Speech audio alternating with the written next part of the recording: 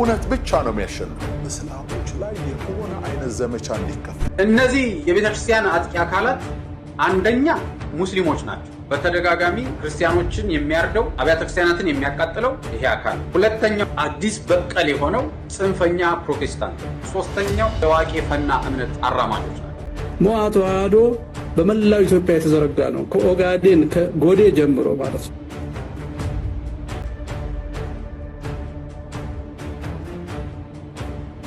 ፋኖች ራሳቸው ሞዓ ተዋህዶ ናቸው። ብዙዎች ግብረ ኃይሉ መስራቾቹ እኔ አንዱ ነኝ። አሁን ግን ጦር ሜዳ ያሉት ደግሞ እየተዋጉ ነው። አንተ ምን አርገህ ነው ባለማህተሞች የታረዱት? አንተ ምን አርገህ ነው ቄሱ የታረደው? አንተ ምን አርገህ ነው ቤተ መቅደሱ የተለኮሰው በሳት? አንተ ምን አርገህ ነው? ወይ አንተ ወይ አባቶች ድሮ ምን አርገው ነው? ሁሌ ተበዳይ አርጎ ራስን ማቅረብ ልክ አይደለም። እኔ ከዛሬ 8 ወር በፊት አንተ ምን አድርገህ ነው በሚል ርዕስ አንድ የስብከት አገልግሎት ሰጥቼ ነበር። ያም የስብከት አገልግሎት ዩቲዩብ ላይ ተጭኗል። አብዛኛው ህዝብ ተመልክቶታል። በዚህ አጋጣሚ በአርሲ አካባቢ ይህ ጉዳት ለደረሰባችሁ ወይንም ደግሞ ህይወታቸውን ላጡት ሰዎች እኔ እንደ ሰው እንደ ዜጋ የተሰማኝን ልባዊ ሐዘን በዚህ አጋጣሚ ለመግለጽ እወዳለሁ። ወንድም ዓለም ሰላም ላንተ ይሁን። የመለስከውን ምላሾች አይተናል። አክቹአሊ ለኔ ምንም አይነት ምላሽ አልሰጠህም፣ የመስጠትም ግዴታ የለብህም። ሌቭላችንም አይገናኝም። ያንተ ደረጃ ትልቅ ነው፣ የኛ ደረጃ በአንተ ልክ አይደለም። የመመለስ ከኛ ጋር የማውራት ግዴታም የለብህም። አሁን አመጣጤ ይቅርታ ልጠይቅህ ነው። ስለአንተ አስተያየት መስጠት አልነበረብንም። ይቅርታ ጠይቅ ማለት አልነበረብንም። ተሳስተሃልም ማለት አልነበረብንም። ስፔሻሊ በግሌ በጋሻው ስህተት ሰርቷል፣ ይቅርታ ይጠይቅ። ትራይድ አለችበት፣ እዛ ጋር ማስተካከል አለበት ሞቲቭን ማለቴ ስህተት ነው። በጣም በጣም አዝናለሁ፣ ይቅርታ። ይሄንን ያልኩት ይሄንን ምላሽን ከሰማው በኋላ ነበር። እኔ ሞዓ ተዋህዶ ምን እንደሆነ አላውቅም፣ የማወቅም ፍላጎት የለኝም። ሃይማኖትና ፖለቲካ ሲቀላቀል አልወድም።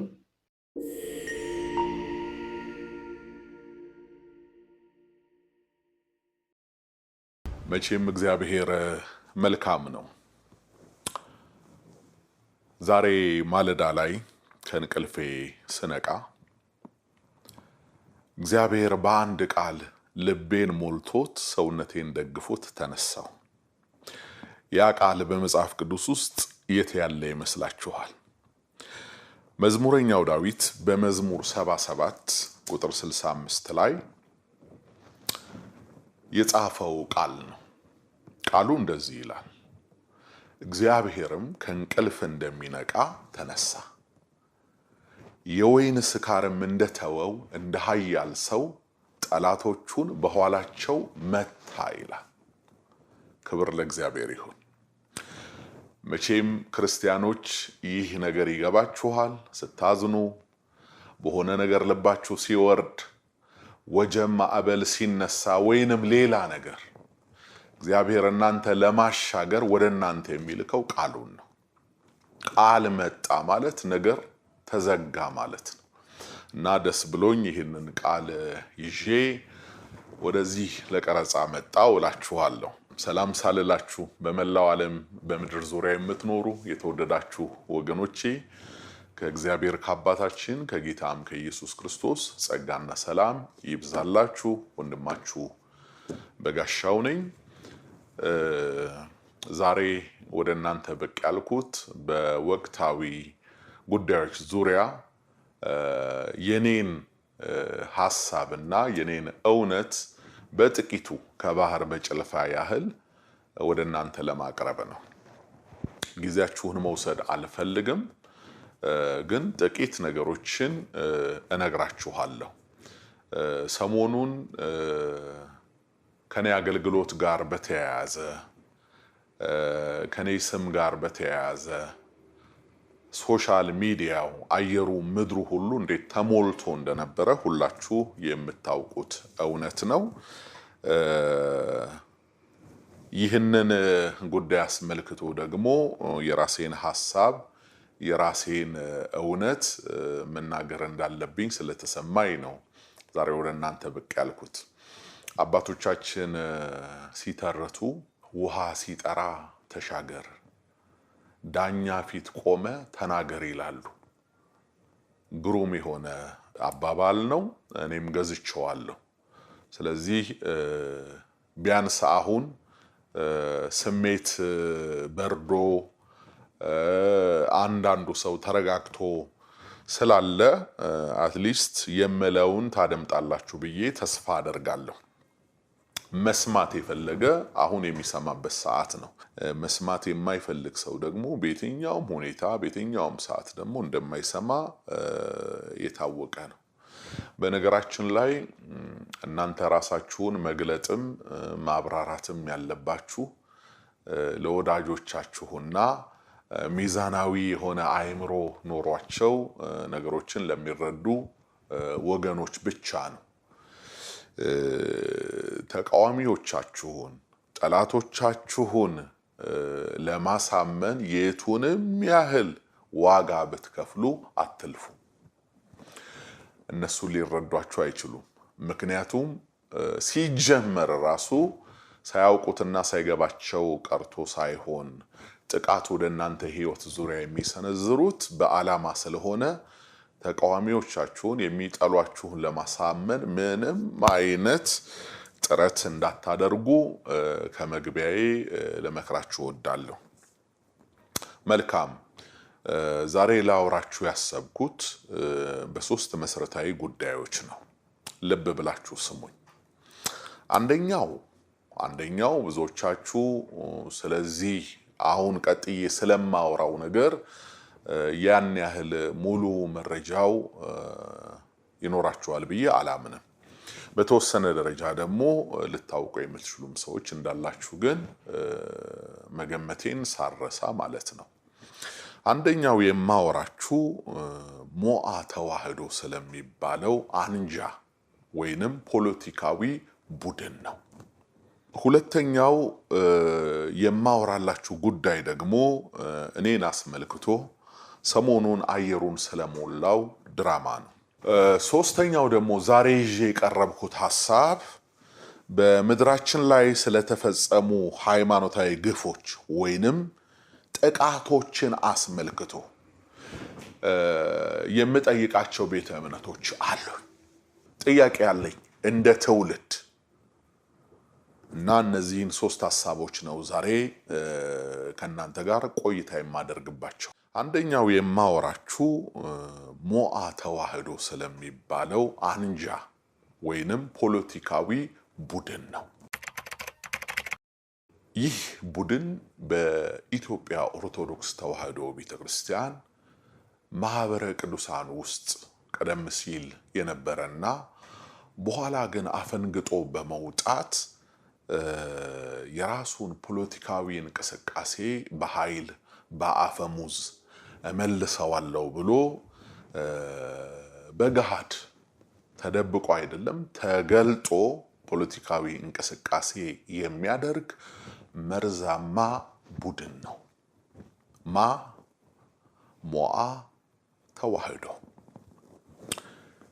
ሞዓ ተዋህዶ ከሀገር ውስጥ እስከ ውጭ ሀገር ኔትወርክድ ነው።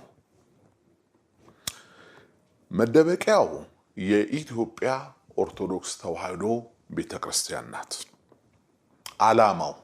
ዓላማው ቢቻል ያከተመውን ያበቃውን ጥንታዊውን የዘውድ አገዛዝ ወደ ምድራችን ለመመለስ ነው። ይህ አክራሪና ተገንጣይ የፖለቲካ ቡድን ወይንም አንጃ ለሪቬንጅ ያቀባበላቸው ታርጌት ግሩፖች አሉት። እነዚህ የቤተክርስቲያን አጥቂ አካላት አንደኛ ሙስሊሞች ናቸው። በተደጋጋሚ ክርስቲያኖችን የሚያርደው አብያተ ክርስቲያናትን የሚያቃጥለው ይሄ አካል። ሁለተኛው አዲስ በቀል የሆነው ጽንፈኛ ፕሮቴስታንት። ሶስተኛው ታዋቂ ፈና እምነት አራማጆች ናቸው። የዚህ ቡድንን መርዛማ አካሄድ ለማታውቁ አንዳንዴ ዋሃን ጥቂት መልኩን እንድታውቁት አንድ 4 ነጥቦችን እነግራችኋለሁ በደፈናው ማለት ነው።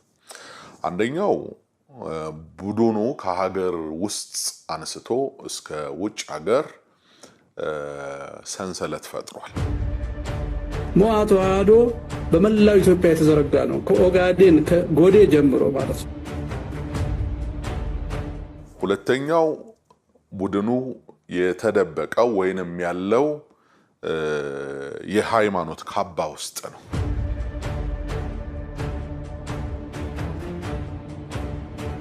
አብይ እንቅልፍ አይኖረውም እኛን ሳያጠፋ እመኑ። አብይ አህመድ የኢትዮጵያ ቤተ ክርስቲያን አይናችን እያየ እስካላፈረሰ ድረስ አያቆምም። ነገር ግን ማን አይኑን ይግለጥ? ማን አይኑን ይግለጥ?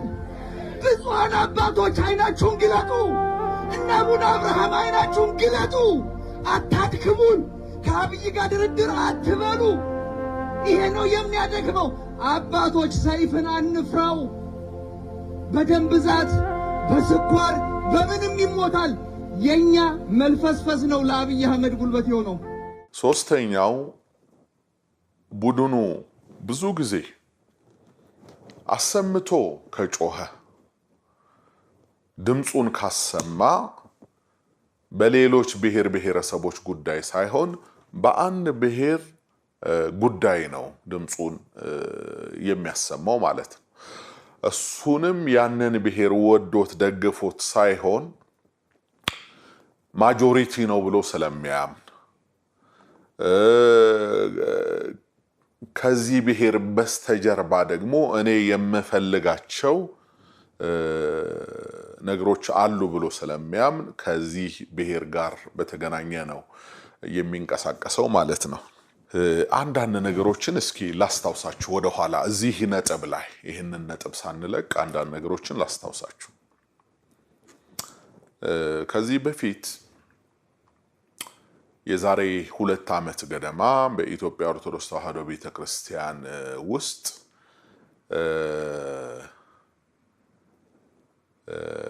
ኦሮሚያ ክልል ላይ ሊቃነ ጳጳሳት ተሹመው ነበር ወይንም ደግሞ ጳጳሳትን የመሾም ውስጣዊ እንቅስቃሴዎች እንደነበሩ ታውቁታላችሁ። ወይንም ደግሞ አንዳንዶቻችሁ አታውቁትም። ለምንድን ነው የማታውቁት?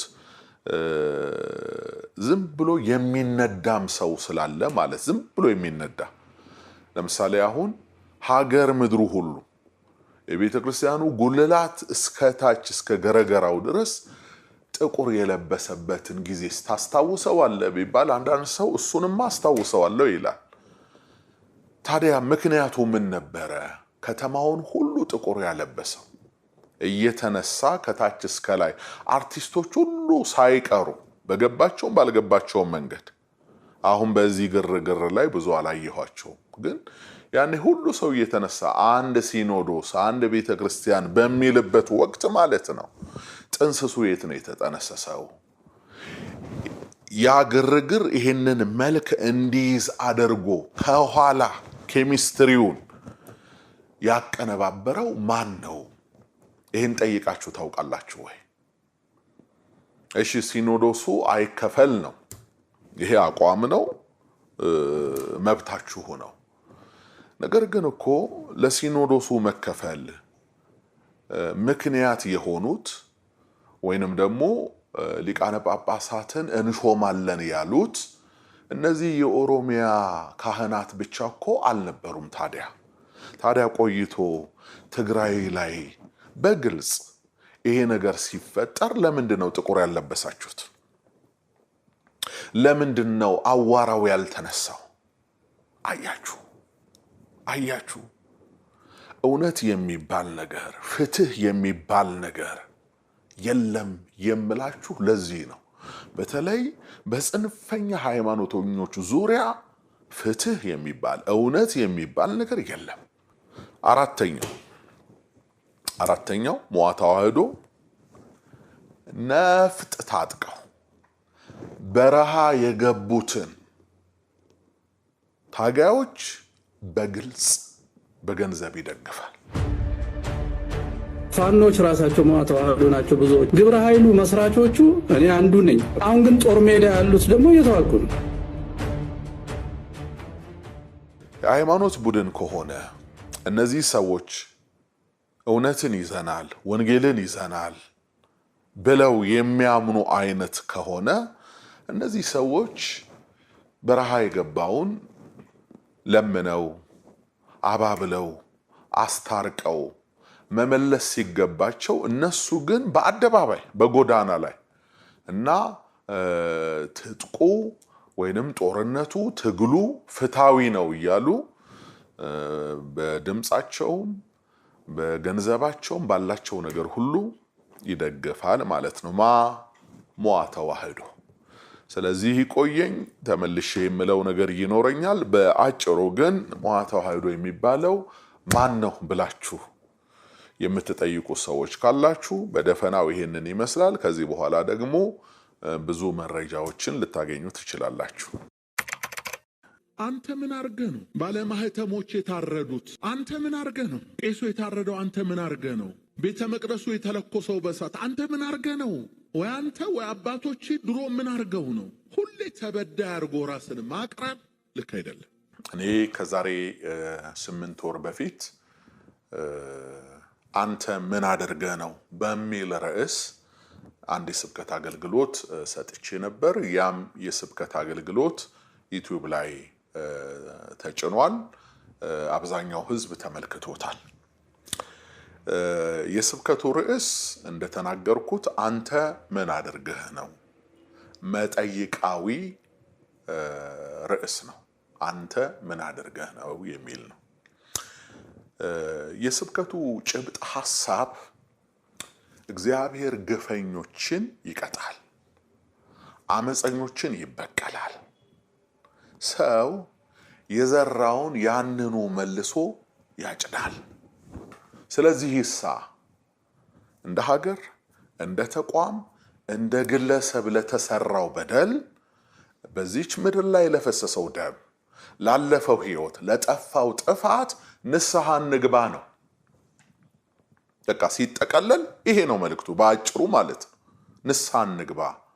አትሊስት የሞቱትን መመለስ ባንችል፣ ለጠፋው ጥፋት ካሳ መክፈል ባንችል እንኳን እንጸጸት ነው። እንጸጸት። ተመልከቱ፣ ይሄ ሐሳብ ነው ወንጀል ሆኖ ፖለቲከኞች፣ ተቃዋሚዎች ለሌላ ነገር ጠምዝዘውት አገሩን ሲረብሹትና ሲያወቁት የነበረው ማለት ነው። ይሄ ሌላ ግፍ ነው። እስከዛሬ እነዚህ ሰዎች የመጡበትና የተጓዙበት ጎዳና እንዳለ ሆኖ ይሄን በተመለከተ የኔን አገልግሎት በተመለከተ ቀናውን መልእክት ለሚፈልጉት ነገር ጠምዝዘውት ህዝብ ማሳዘናቸው፣ ህዝብ ማስቆጣታቸው ራሱን ችሎ ግፍ ነው። ይሄም አጨዳ አለው እያልኳችሁ ነው። አጨዳ አለው፣ ይታጨዳል። የጊዜ ጉዳይ ነው እንጂ ይታጨዳል። መልእክቱ እኔ አምኜበት ያስተላለፍኩት መልእክት ነው። ማስተባበለውም ምክደውም ነገር አይደለም። መልእክቱ የተላለፈው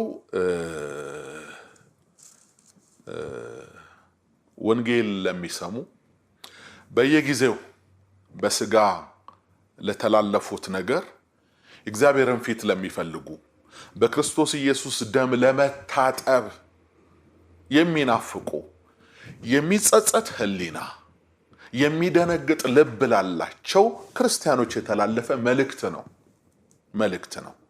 እግረ መንገዱን ግን ለአመፀኞችም አመፀኞች ባይመለሱ ሊጠብቃቸው የሚችለውን መለኮታዊ ቅጣትም አስታኮ ይናገራል ስብከቱ። በዚህ አጋጣሚ መልእክቱን ሙሉ ለሙሉ ያላያችሁ ሰዎች የት ነው የምናገኘው እንዲህ አይነት መልእክት ብላችሁ ለምትጠይቁ ሰዎች እግረ መንገዴን እስኪ ማስታወቂያ ለስራ በጋሻው ደሳለኝ የሚል ዩቲዩብ አለ። ቀጥታ ገብታችሁ በጋሻው ደሳለኝ ብላችሁ ጽፋችሁ ትምህርቶቹን ቁጭ ብላችሁ ሰው ትግስቱ ካላችሁ ማለት ነው ቁጭ ብላችሁ 50 ደቂቃ 1 ሰዓት የመቀመጥ ትግስት ያለው ሰው እንጂ ለቲክቶክ ነዋሪ አይሆንም እሱ። እና እሱንም መልእክት እንድታዩት እግረ መንገዴን መቼም እግዚአብሔር ለበጎ እንደሚያደርገው አውቃለሁ። እንዲህ አይነት ወጀብና አውሎ ንፋስ የዚህን ቻናል የዩቲዩቡን እንትን ከፍ ልታረጉት ነው እንግዲህ ሳልፈልገው ማለት ነው።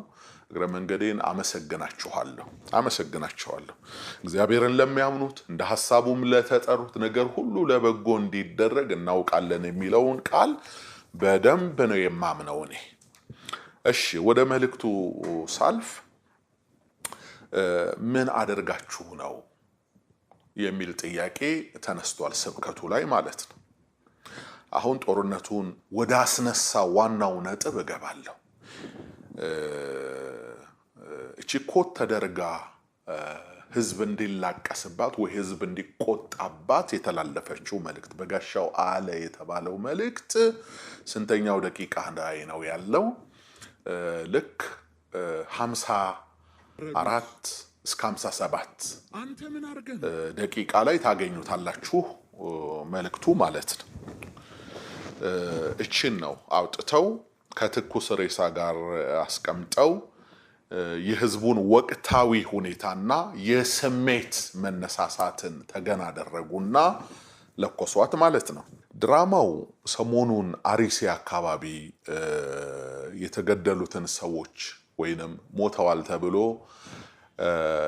የተነገረላቸውን ሰዎች አስመልክቶ የኔን ስም ለማጠልሸትና በአገልግሎት መንገዴ ላይ እንቅፋት ለመፍጠር ርቆ የተሄደበት ጉዞን የሚያሳይ ቆንጆ የሰዎች ድርሰት ነው። በዚህ አጋጣሚ በአርሲ አካባቢ ይህ ጉዳት ለደረሰባችሁ ወይንም ደግሞ ህይወታቸውን ላጡት ሰዎች እኔ እንደ ሰው እንደ ዜጋ የተሰማኝን ልባዊ ሐዘን በዚህ አጋጣሚ ለመግለጽ እወዳለሁ። ለወደፊትም ቢሆን እንዲህ አይነቱን ኢሰባዊ ትርጉም እቃወማለሁ። እኔ መልእክቱን በነገራችን ላይ የተመለከትኩት ከ2 ቀን በኋላ ነው እና ስመለከተው ሀገሩ ነዷል። ከዛ ያው መስከን መረጋጋት በእግዚአብሔርም ፊት መሆን እሱ ያለማመደኝ ነገር ስለሆነ ለዚህ ነው ጊዜ የወሰድኩት ማለት ነው። በሁለተኛ ደረጃ ደግሞ እዚህ ሀገር ላይ የትኛውም ኢሹ ከ3 ቀን በኋላ ይበርዳል። አይታችሁት ከሆነ ማለት ነው። የህዝቡ ባህሪ ራሱ አንድ ነገር ዝም ብሎ እንዲገነትር አይፈልግም መሰለኝ፣ እንዲለወጥለት ይፈልጋል። አንዳንዴ እኮ ማህበረሰቡ የቲክቶክ ማህበረሰብ መሆኑ ጉዳቱ እንዳለ ሆኖ ጥቅምም አለው እኮ። በቃ አያቆይም ነገሩና ይሄው እንግዲህ በቅጡ ሳምንት ሳይሞላው ሌላ ርዕስ ደግሞ ተመርጦ ወደዛ አካባቢ ነው እንግዲህ እንትን እየተባለ ያለው ማለት ይሄ ዘመቻ ነው። ዘመቻ ዝም ብሎ የደቦ የመንጋ እንደዛ ይሆናል። እግረ መንገዴን እጸልያለሁ እግዚአብሔር በገዛ አእምሯቸው የሚያስቡ የሰከነ የተረጋጋ ማንነት ያለውን ጀነሬሽን ደግሞ እግዚአብሔር ለምድራችን እንዲሰጣት እጸልያለሁ። በምክንያት ለምን እንዴት የሚል ማህበረሰብ እንዲመጣ እግረ መንገዴን ጸሎቴም ነው ምኞቴም ነው ማለት ነው። ሻሸመኔን ሜንሽን አድርገህ ተናግረሃል እና ያን በተመለከተ ምንድነው ያልከው ነገር የሚሉ ቀና ሰዎች ካሉ ለነሱ ደግሜ ይህንን ነገር መናገር እፈልጋለሁ። ቀደም ሲል ከ10 ዓመት በፊት በኢትዮጵያ ኦርቶዶክስ ተዋሕዶ ቤተክርስቲያን ውስጥ በነበረው የኛ አገልግሎት ዙሪያ እኛ ስል በቁጥር ብዙዎች ነን። በነገራችን ላይ ብዙ አንድና ሁለት አይደለንም። ይሄ ፊት ለፊት ፍሮንት ፔጅ ላይ መተን የምንታየው ጥቂት ወንድሞችና እህቶች ብቻ አይደለንም። እጅግ ብዙ ነን። በቃ ካህናት፣ ቄሶች፣ መነኮሳት፣ ዲያቆናት፣ ወንጌል ሰባኪዎች፣ ዘማሪዎች በጣም ብዙ ነን። ብዙ ማለት ነው እና አገልግሎቱ ላይ ግን በግንባር ቀደምትነት ያለነው እኛ ስለሆነ ያው በጋሻው እየተባለ የሚጠራ ስም አለ።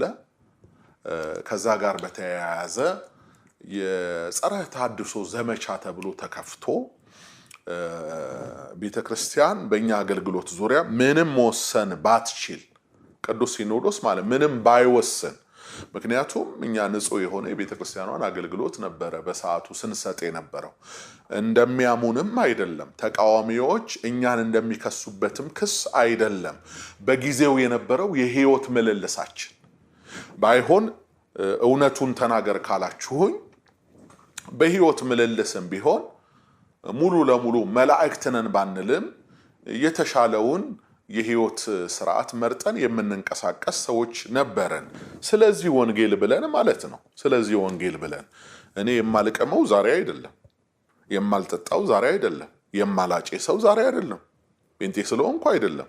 በዛም ሆኜ እነዚህ ነገሮች እንደማልጠቀም ወዳጆች አይደሉም እነዚህ ሚዲያው ላይ ያሉ ጠላቶች ይመሰክራሉ ማለት ነው። ከፍቅር በቀር የማንም ዕዳ እንዳልነበረብኝ ይታወቃል በሰዓቱ በጊዜው ማለት ነው። ነገር ግን አገልግሎቱ ምድርን እየከደነ ስለነበረ በዚህ ቅናት የተነሳሱ ወንድሞች ደግሞ የነሱ አገልግሎት የኛን ማህበር አኮሰሰብን የሚሉ ማህበሮች መግቢያዬ ላይ ሜንሽን ያደረኩላችሁ ማህበሮችና የተቀሩትም እነሱ በጋራ ህብረት ፈጥረው ነው ይሄን ዘመቻ ያደረጉት እና በሰዓቱ በቃ የነሱ ስራ የነሱ ምስል ከህዝቡ አይምሮ ትዝታው ጨርሶ እንዲጠፋ ምን እናደርግ ብለው መክረው እናቃጥል ብለው ተነሱ። ስለዚህ የኔም ብቻ አይደለም የብዙ ወንድሞችን መጽሐፍት፣ የስብከት ሲዲዎች፣ የዝማሬ ሲዲዎች በበርሜል እኮ ነው የብዙ አገልጋዮችን ማለት ነው ሲዲዎቻቸው የተቃጠሉባቸው አገልጋዮች አሁን በኢትዮጵያ ኦርቶዶክስ ተዋሕዶ ቤተክርስቲያን ውስጥ ያሉት ጭምር እዛ ውስጥ ያሉት ጭምር የወጣ ነው ብቻ አይደለም። የብዙዎቹ በደቦ በቤተክርስቲያን ማይክራፎን ጥሪ ተደርጎ ህዝብ ሆይ ይዘና ተብሎ ህዝብ ይዞላቸው አልሄደም። እነሱ ከየሱቁ ገዝተውት ነው። እነሱ ከየስርቻው ሰብስበውት። ህዝብማ 90% እኮ እኛን ነው የሚቀበለው እኮ። አገልግሎታችን የተገለጠ እኮ ነው እንዴ። ጠቡስ ቀናቱስ ለምን ህዝብ ወደዳቸው ለምን ህዝብ ሰማቸው ብሎ አይደለም። እንግዲያው ሰኔ ላይ ምንድነው ያገኘው ኑፋቄ? እስኪ በጋሻው የተገኘበት ኑፋቄ የታደሰው ሐሳብ ምንድነው ብላችሁ በትይዟቸው ምንም ያመጡት ነገር የለም። ግን ታደሶ የሚለው ያ ምንድነው? ለከፋታቸው ሃይማኖት አለበሱት። ከፋታቸውን ሃይማኖት አለበሱትና ዘመቻ አደረጉ።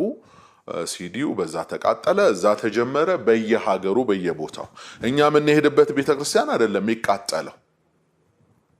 እንደዚህ ሃይምሯቸው የነወረባቸውን አንዳንድ የደብረ አለቃ ይዘው በዛ ደብር ብቻ ነው የሚቃጠሉ እንጂ በሁሉ ቦታ ተቃጠለ የሚልም የተሳሳተ መረጃ ልሰጣችሁ ፈልጌ አይደለም።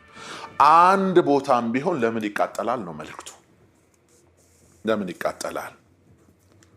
ስለዚህ ያንን በተመለከተ ግፍ ያስከፍላል። ሰው የዘራውን ያንኑ ያጭዳል፣ እንደ ተቋምም ያስከፍላል ብዬ ያን መልእክት አስተላለፍኩ። ተበደልን፣ ተጠቃን፣ ይሄ ደረሰብን አትበሉ። እንዲህ የምትሉ ሰዎች አንተ ምን አድርገህ ነው? እሺ አባቶች ምን አድርገው ነው? ጥያቄ እኮ ነው። በጥያቄ ሰው የሚከሰሰው በየትኛው ወንጀለኛ መቅጫ ህግ ነው? እኔ አልደመደምኩ። ዳሾን የሞላኸው እኮ አንተ ነህ።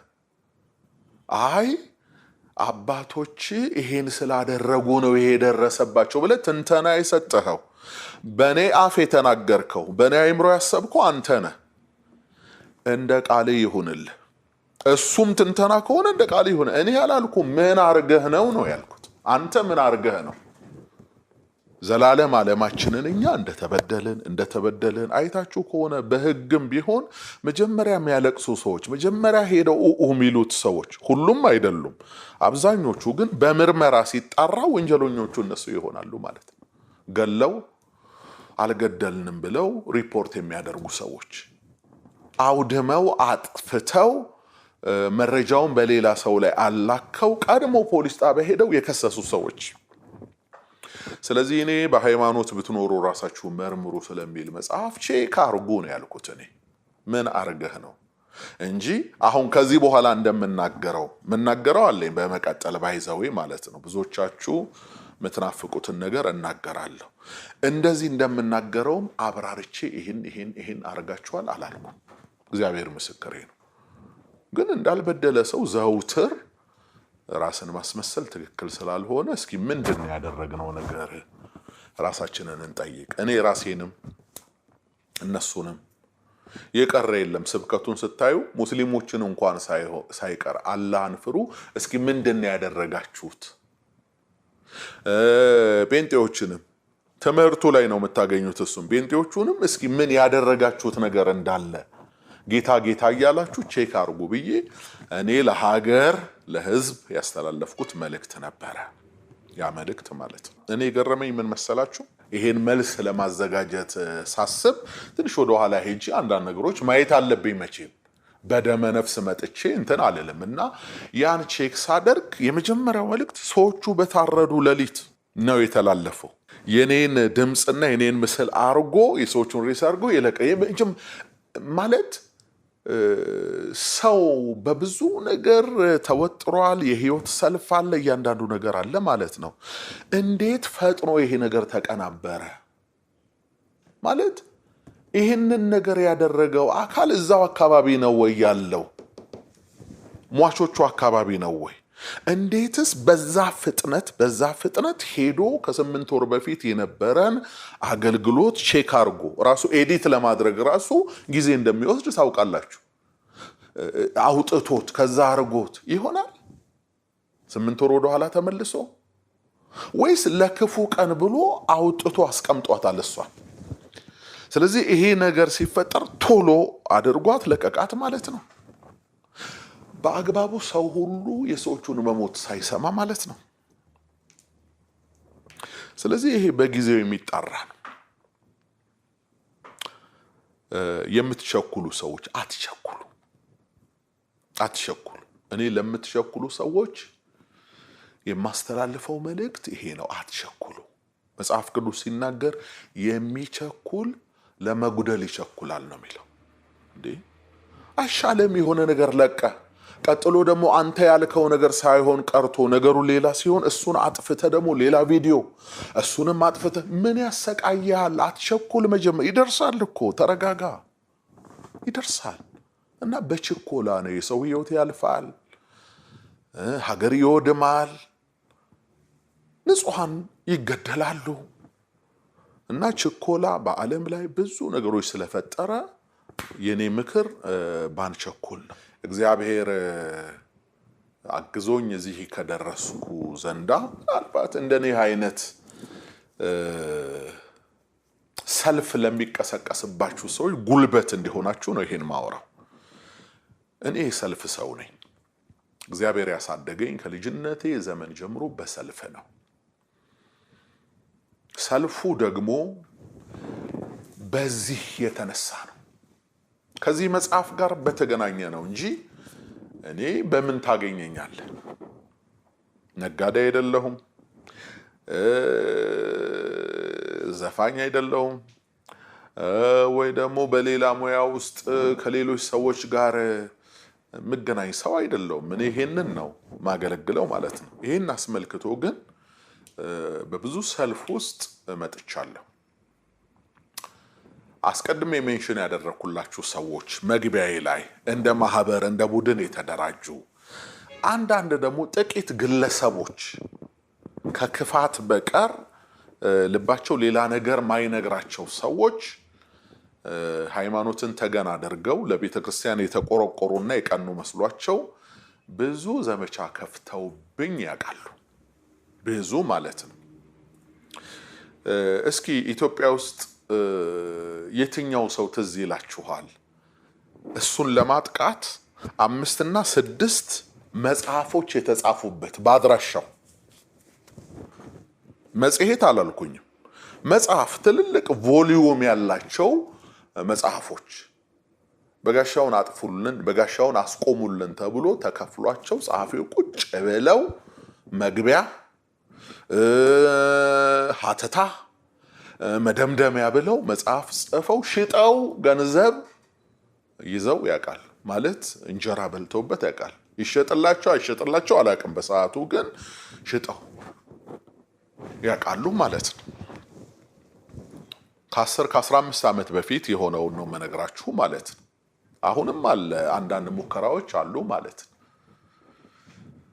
መጽሔቶች ደግሞ ያኔ ይወጡ ነበር። ቅዳሜና እሑድ ታስታውሳላችሁ አይደል? የመዝናኛ የስፖርት መጽሔቶች። እነዛ መጽሔቶች ሲወጡ ቢያንስ 2 ወይ 3 መጽሔት ላይ እኔ ያለው ከፊት ለፊት ጉብ ብዬ ማለት ነው።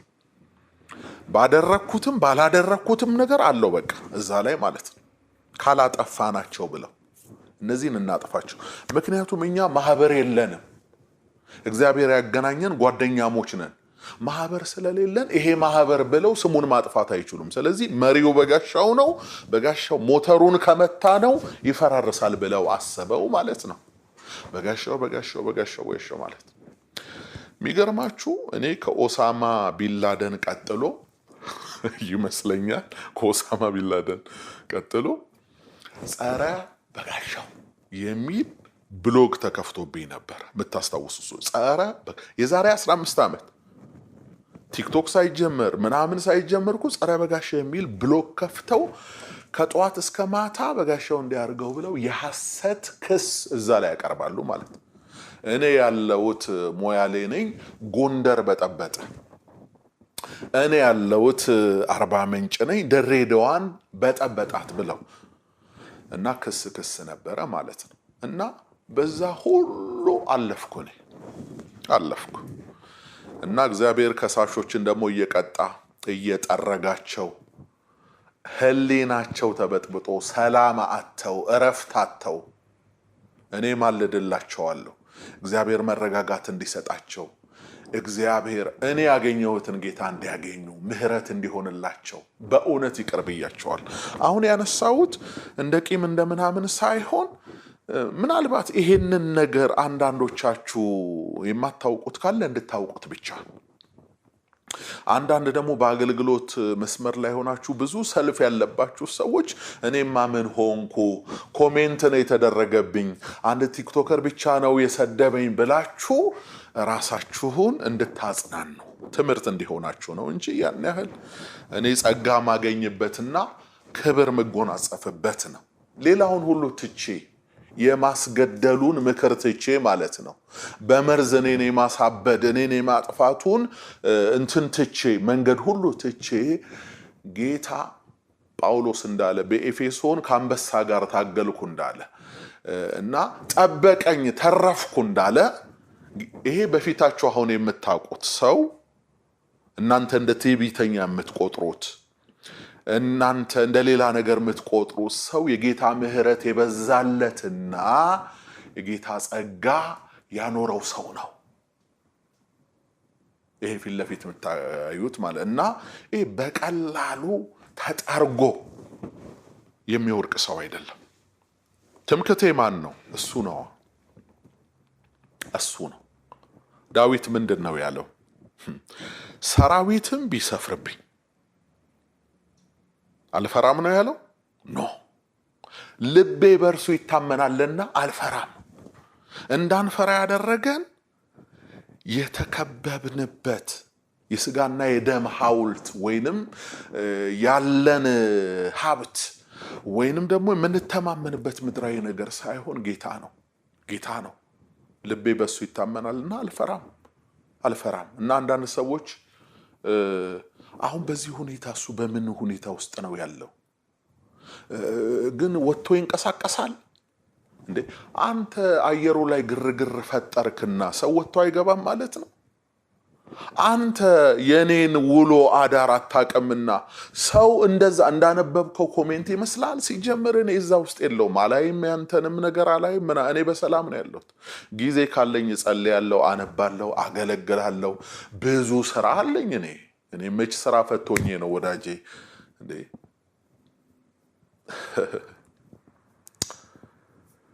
እና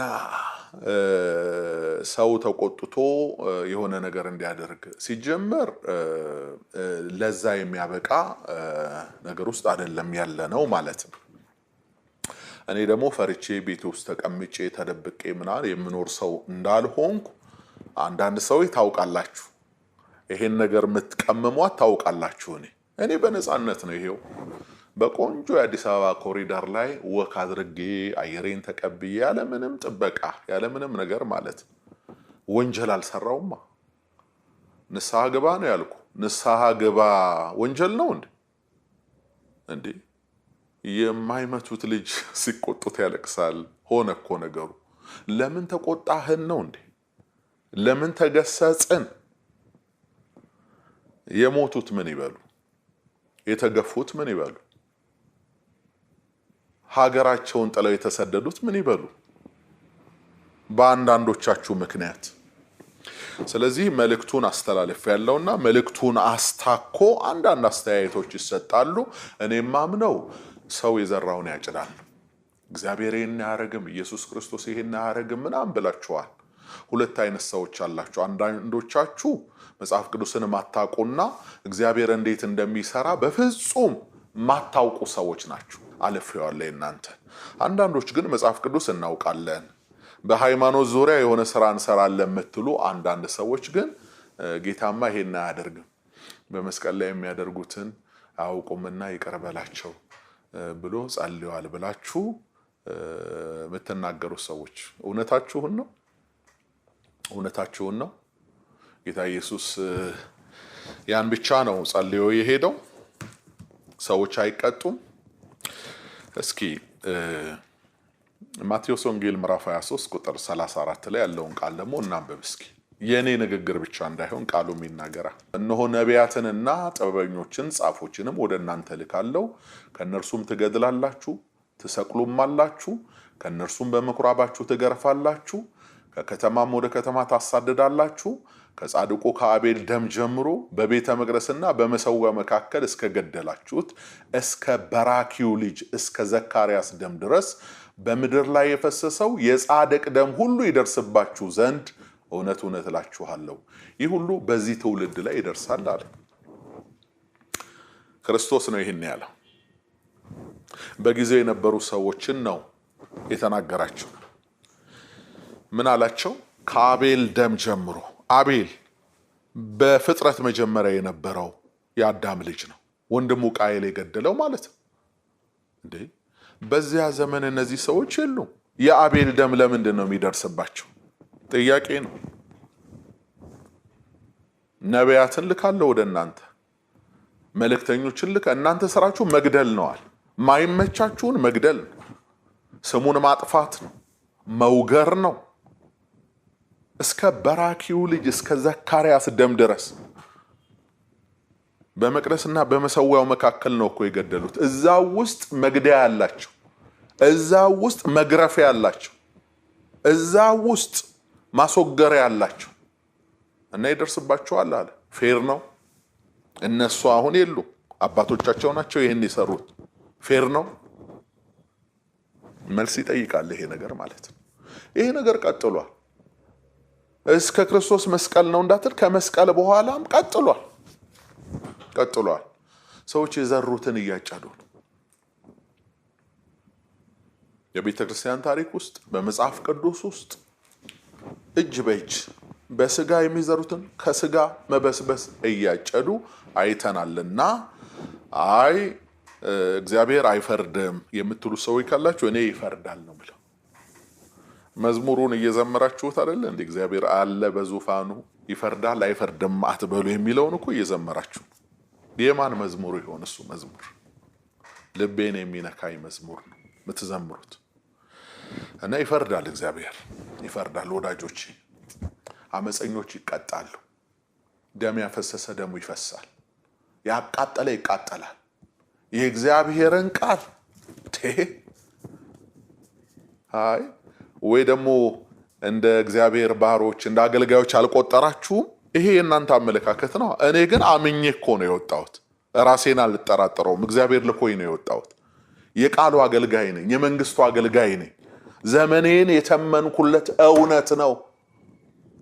ይሄን አቃጥለ እኔ ምንም ባላደርግ የላከኝ ጌታ ደግሞ የሚሰራው ነገር እንዳለ እኔ አምናለሁ፣ ይገባኛል። ወይስ አሜሪካን በእሳት ስትነድ ብቻ ነው በኃጢያቷ የምትነደው?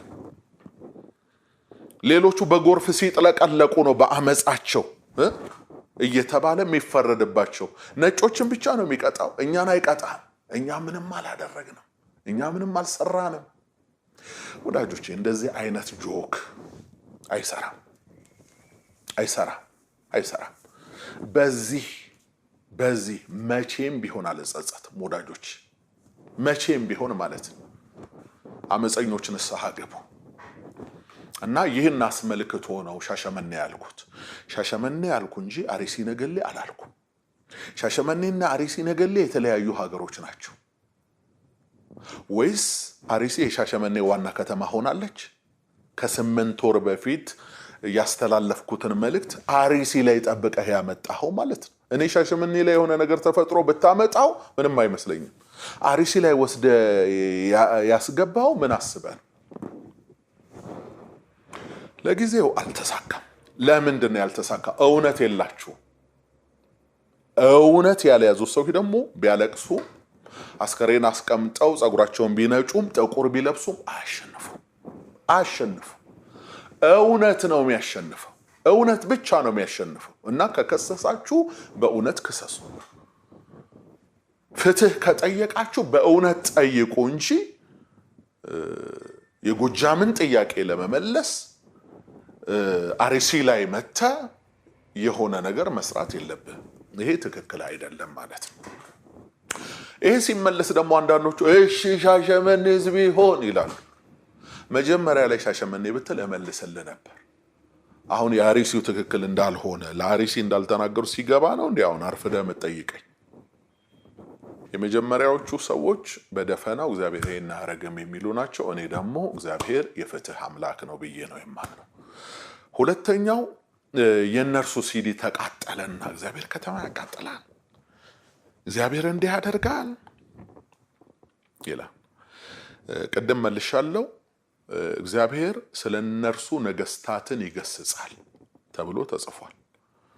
ለዛውም ስለ እስራኤል ልጆች እኮ ነው የተወራው። ስለነሱ ነገስታትን ገሰጸ ይላል። ስለዛኛው ህዝብ ማለት ነው። ስለዚህኛው ህዝብስ ምንም አያደርግም እያልከኝ ነው? እንደሱ አትሞኙ፣ አትንኩ፣ የቀባኋቸውን አትዳስሱ፣ በነቢያቴም ላይ ክፉ አታድርጉ ተብሏል። በቃ እናንተ አታድርጉ፣ አህዛብ ያደርጉ።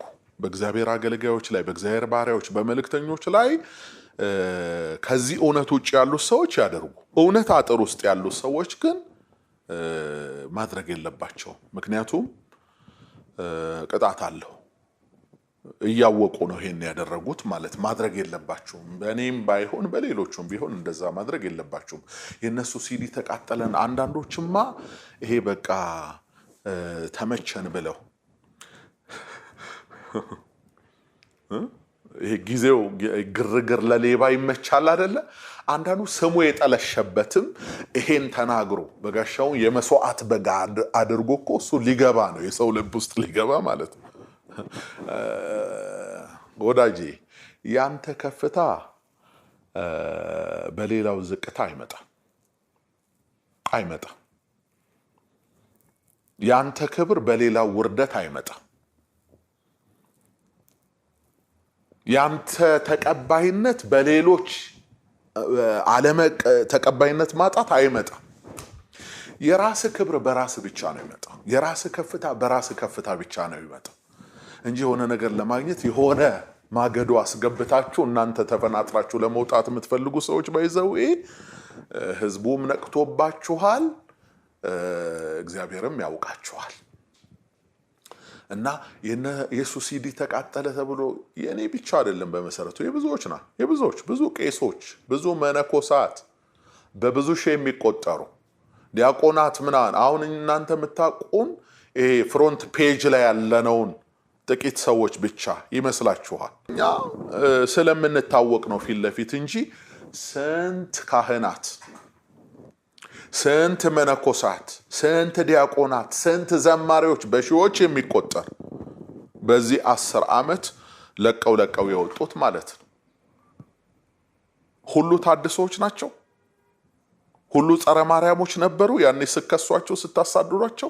ይሄ ከወጣን በኋላ ያለውን መንገድ ተውት እንዴ። አሁን ታዲያ ምን ያኔ ድሮውን እንድልልህ ነው እንዴ የምትፈልገው? አሁን የገባኝንና ያመንኩበትን እኮ እውነት ነው ማወራ። በዛን ሰዓት ግን ምን አግኝተህባቸው ነው ከሀገር ያሳደርካቸው፣ የወገርካቸው ነው ያቃጠልከባቸው ማለት እና እሱ አልበቃ ብሎ ደግሞ አሁን የነሱ የ6 ብር የ7 ብር ሲዲ ተቃጠለና እግዚአብሔር ከተማ ያቃጠለ። እውነትህን ነው። ቆየ እንዴ እናንተ ከ3 ወርና ከ2 ወር በፊት አይደል እንዴ ስዕል ተቀደደ ብለ አዋራ ስታስነሳ የነበረው? በመሰረቱ የስዕሉ መቃጠል ወይንም መቀደድ እቃወማለሁ። ባልቃወምም አልደግፈው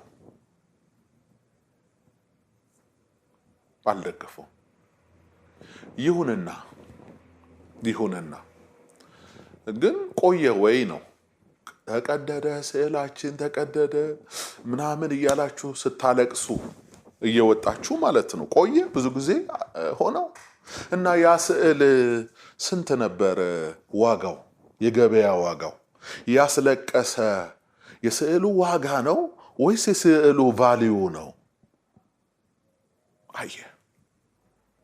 አየ አንዳንድ ሰዎች አሉ አይምሯቸውን ለተወሰነ ነገር ብቻ ይጠቀሙትና አውልቀው የሚያስቀምጡ ይመስላል።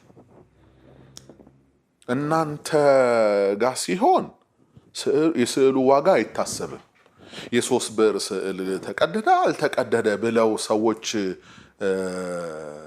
ሲከራከሩ ያኔ እኮ መልሳል ስዕሉ ዋጋው አይደለም ብለህ ደረትህን መታ አይታል። አሁን የሰው ሲሆን ደግሞ የ7 ብር አልከው ማለት ነው።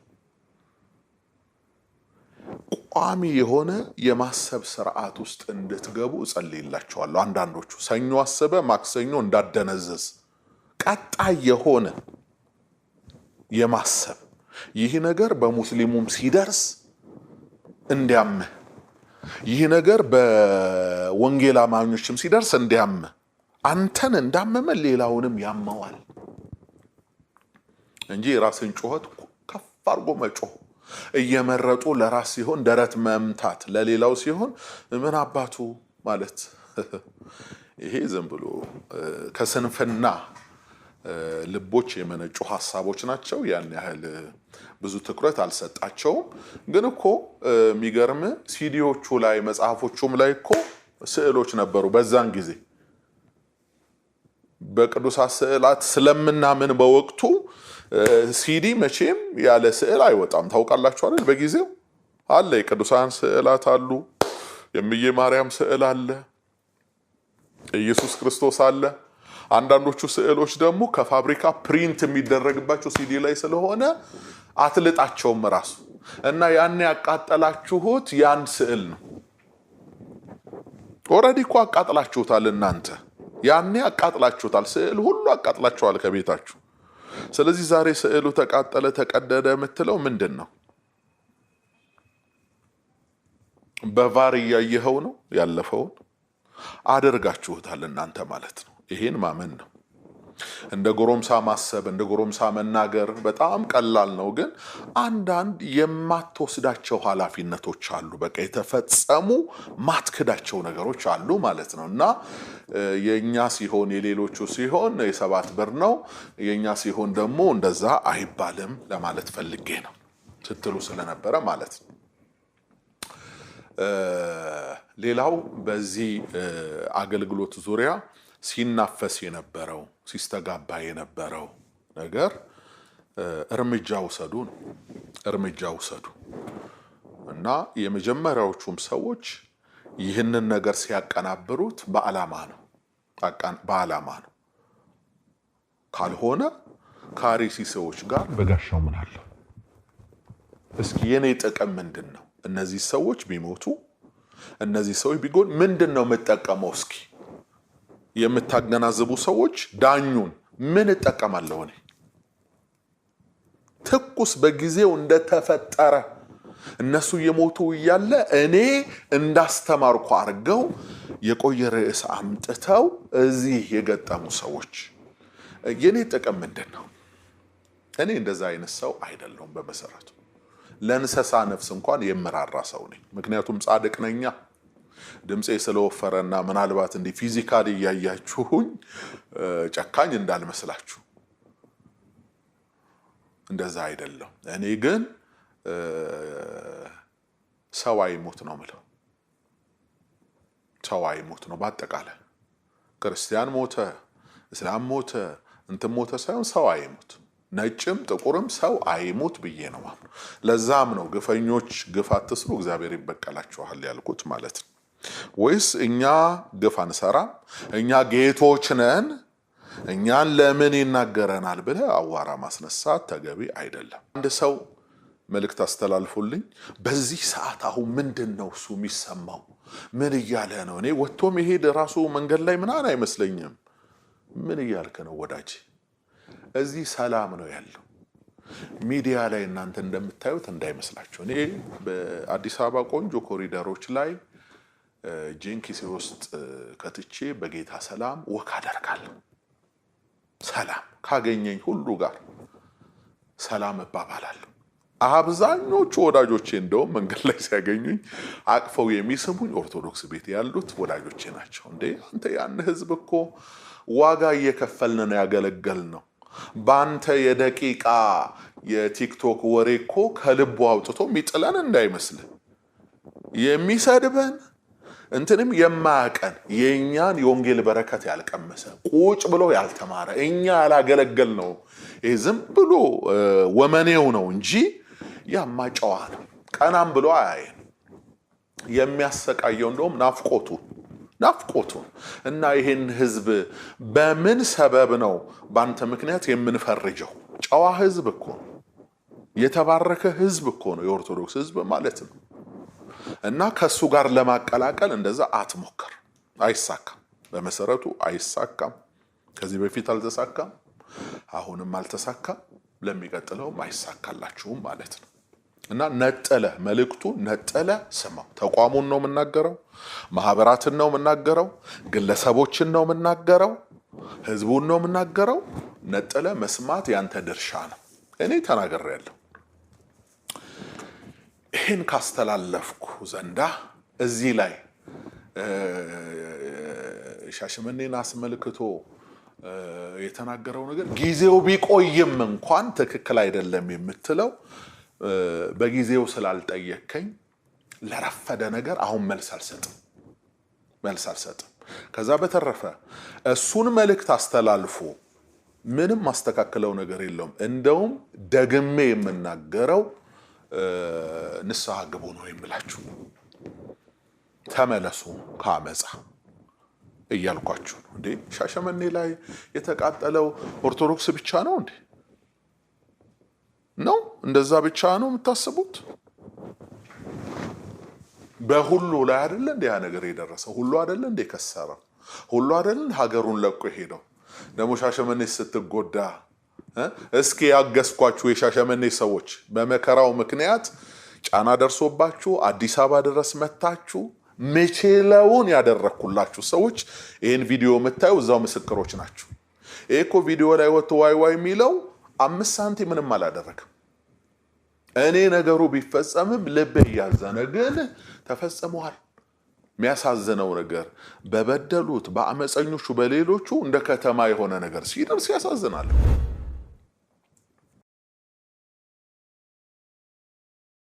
ከዛ በተረፈ መጨረሻ ላይ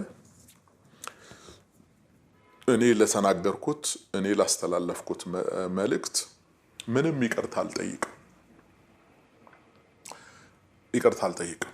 እንደውም እየጨመርኩ ግፍ ስትሰሩ ወንጀል ስትሰሩ አመፅ ስትሰሩ ብቅ እያልኩ ንስሐ ግቡ እላለሁ። ጮህብሃለሁ። እንደ ዮሐንስ ሁል ጊዜ ጮህብሃለሁ።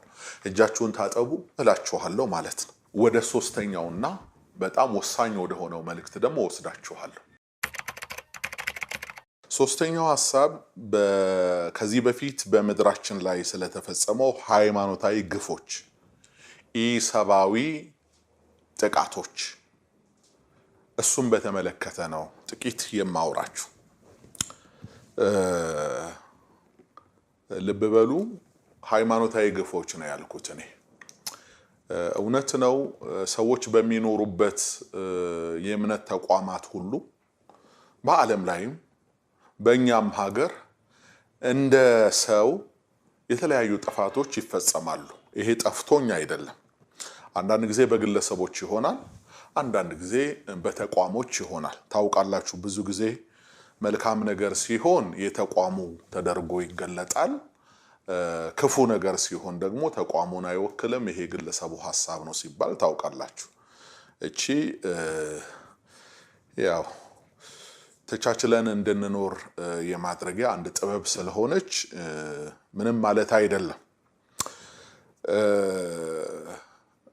እኔ በየትኛውም ቤተ እምነት ውስጥ ያለው የህይወት ስርዓት ፍጹም ነው እያልኳችሁ አይደለም። እኔ የሚመለከተኝንና የማውቀውም ደግሞም ለትውልዱ ማስገንዘብ የምፈልገውን የቤተ እምነት ክፍተት ነው ማሳየት የምፈልገው። እሱም በምድራችን ላይ የኢትዮጵያ ኦርቶዶክስ ተዋሕዶ ቤተክርስቲያንን ክልል አስታኮ የተፈጸመ ግፍና በደል፣ እሱም በተመለከተ ነው ጥቂት የማወራው። እንግዲህ አላችሁኝ አይደለም፣ አንተ ምን አድርገህ ነው፣ አባቶችህ ምን አድርገው ነው የሚል ጥያቄ ነው የጠየቅኩት። እናንተ ደግሞ ዳሹን ሞልታችሁ አይ እንዲህ የሆነባችሁ አባቶቻችሁ እንዲህ ስላደረጉት ነው፣ እንዲህ ተፈጸመባችሁ እናንተ እንዲህ ስላደረጋችሁ ነው ሊል ፈልጎ ነው ብላችሁ አይደለም እንዴ አንዳንዶቻችሁ ቪዲዮ የሰራችሁት? እኔ ለማለት የፈለኩትን ራሴ እላለሁ።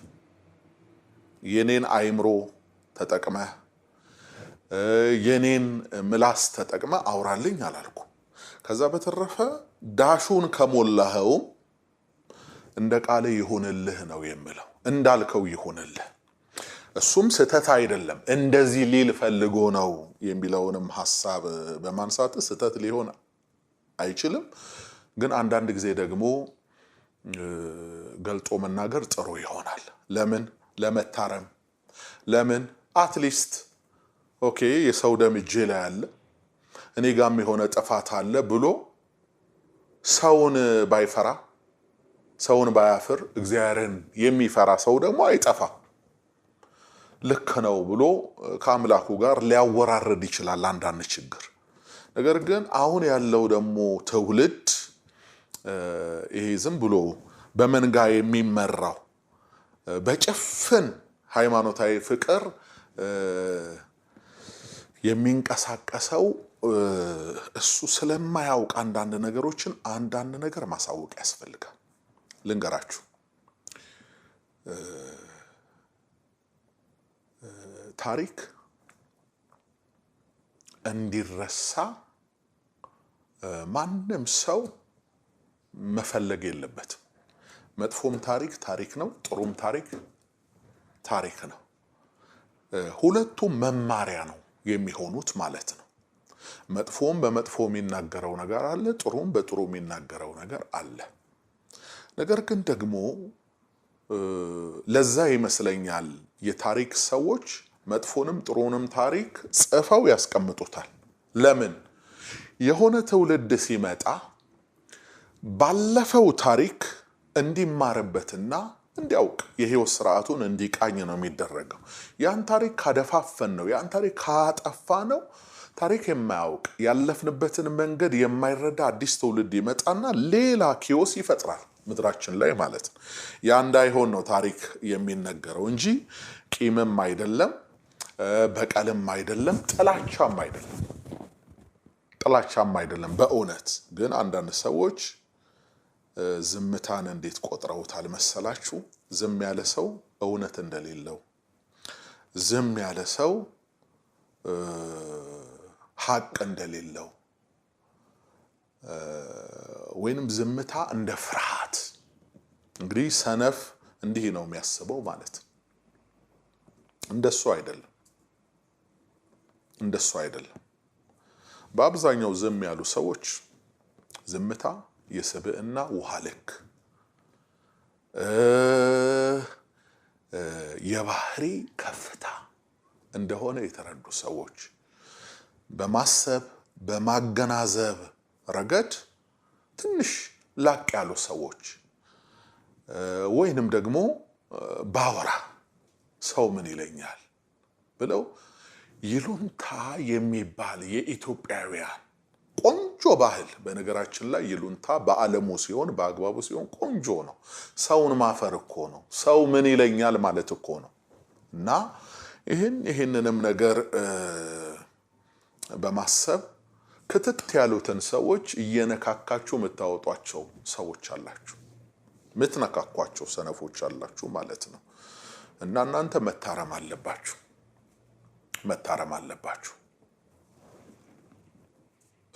እነዛም ደግሞ ዝም ያሉት ሰዎች እውነት የሌላቸው፣ ሐሳብ የሌላቸው፣ አገርን በተመለከተ የምታውቁት እናንተ ብቻ፣ ሃይማኖትን በተመለከተ የምታውቁት እናንተ ብቻ፣ ብሔርን በተመለከተ የምታውቁት እናንተ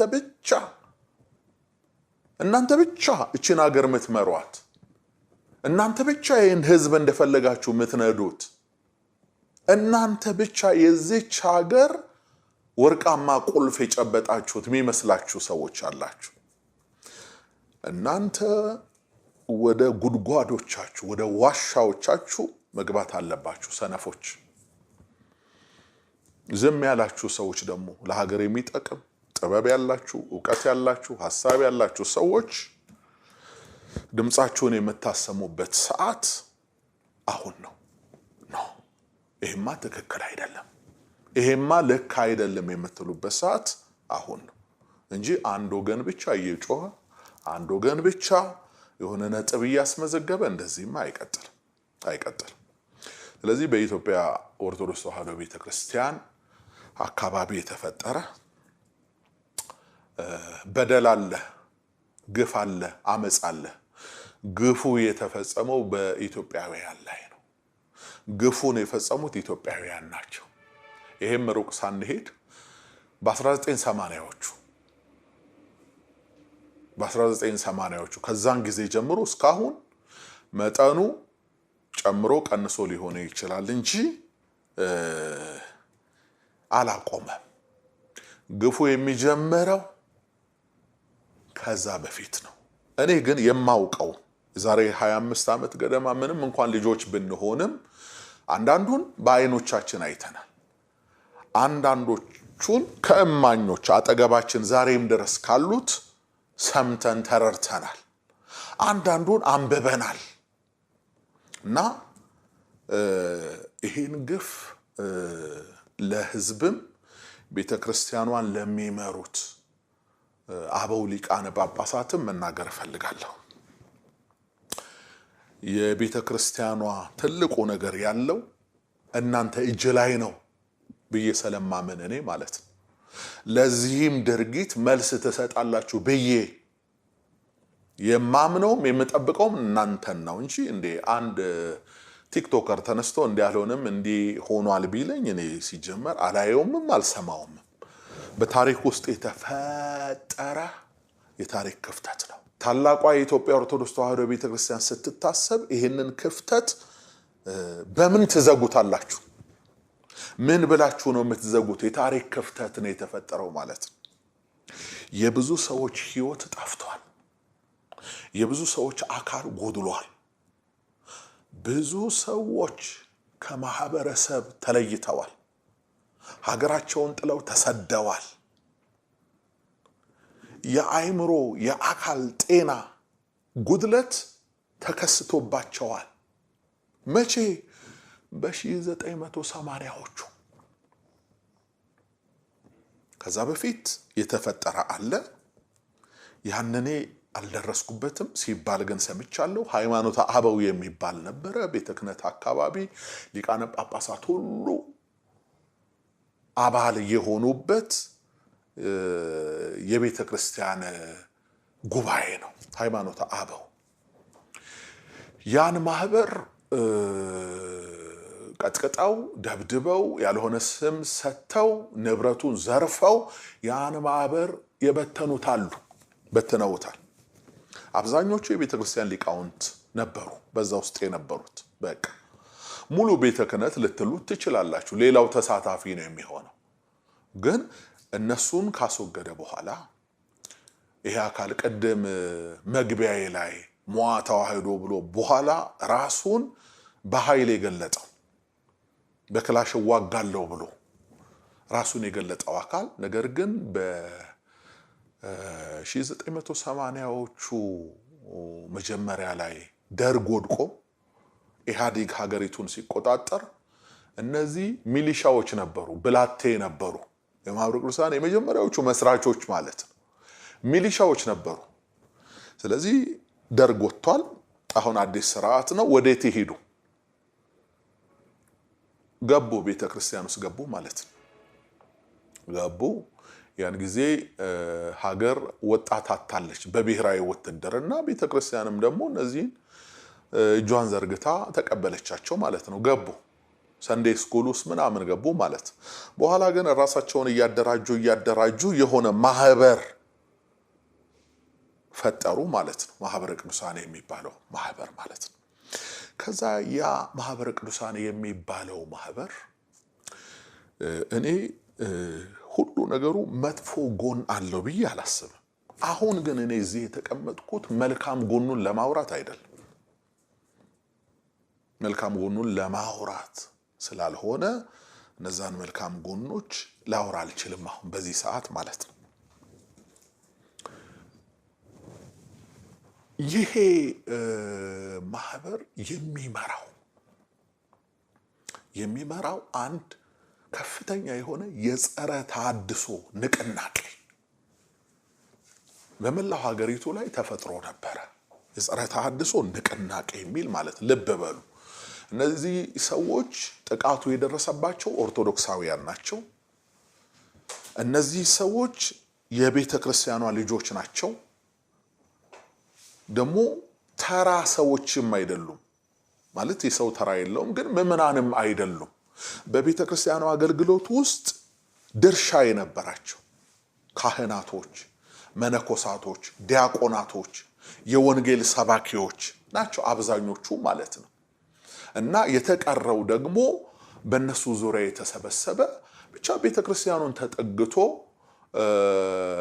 አገልግሎቱን የሚቀበል የሚካፈል የሚሰጥ በዚህ አካባቢ ያለ ነው ማለት ነው። ስለዚህ የጸረ ተሐድሶ ዘመቻ ተብሎ ከፍተኛ የሆነ ጥፋት በሀገራችን ኢትዮጵያ በአራቱም ማዕዘን ሆነ። የሰው ሕይወት ጠፋ። በርካታ የሰው ሕይወት ጠፋ። አካል ጎደለ። ዓይን ጠፋ። ጆሮ ደነቆረ። ጥርስ ረገፈ። አጥንቶች ተሰባበሩ።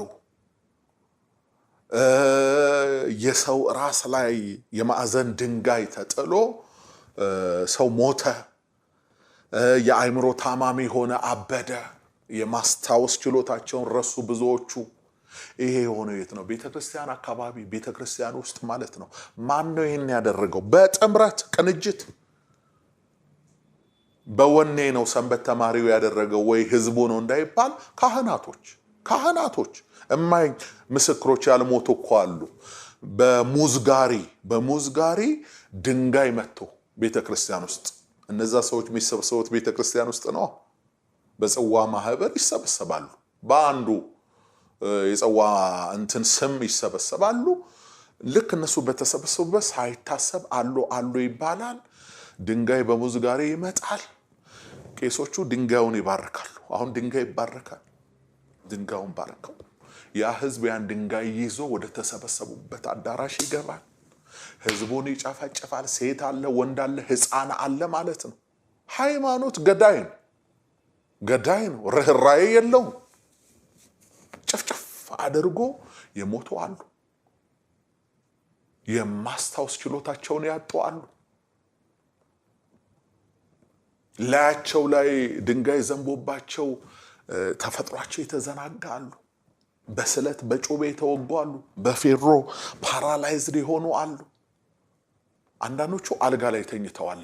አሁን ይሄን ቪዲዮ የምትመለከቱ በነዛ አመታት በእምነታችሁ ምክንያት እንዲህ አይነት ጥቃት መንግስት ሳይሆን ሃይማኖተኞች ያደረሱባችሁ ሰዎች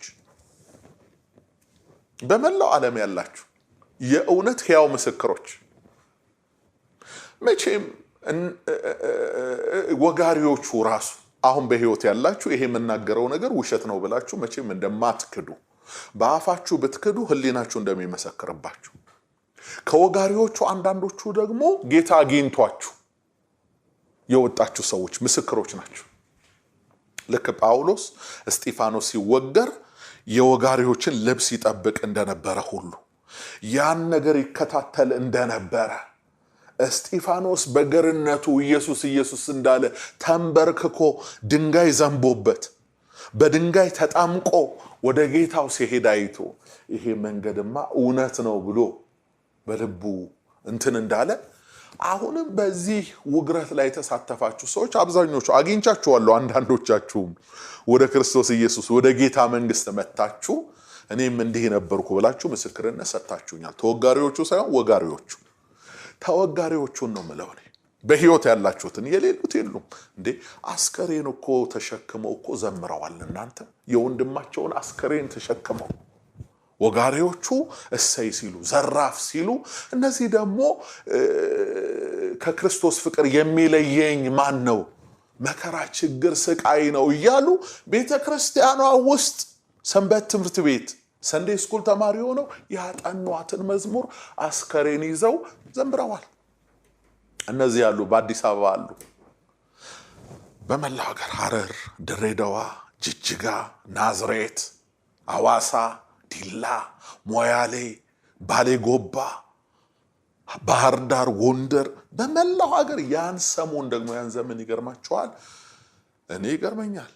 ይሄ መንግስት ስርዓት ሲቀየር አብሮ ሪቫይቫል የሚሆንበት ነገር ደግሞ ይገርመኛል። እነዛ ሃይማኖት አበው የሚባሉት የጃንዌ ናቸው ምናምን ነገር የደርግ በቃ አይደለም። ልክ ኢህአዴግ ሲመጣ ደግሞ አብሮ ሌላ ሪቫይቫል መጣ። ሪቫይቫል በዛው መጠን ደግሞ የወንጌል እሳት ሰደድ እሳት ተቀጣጠለ።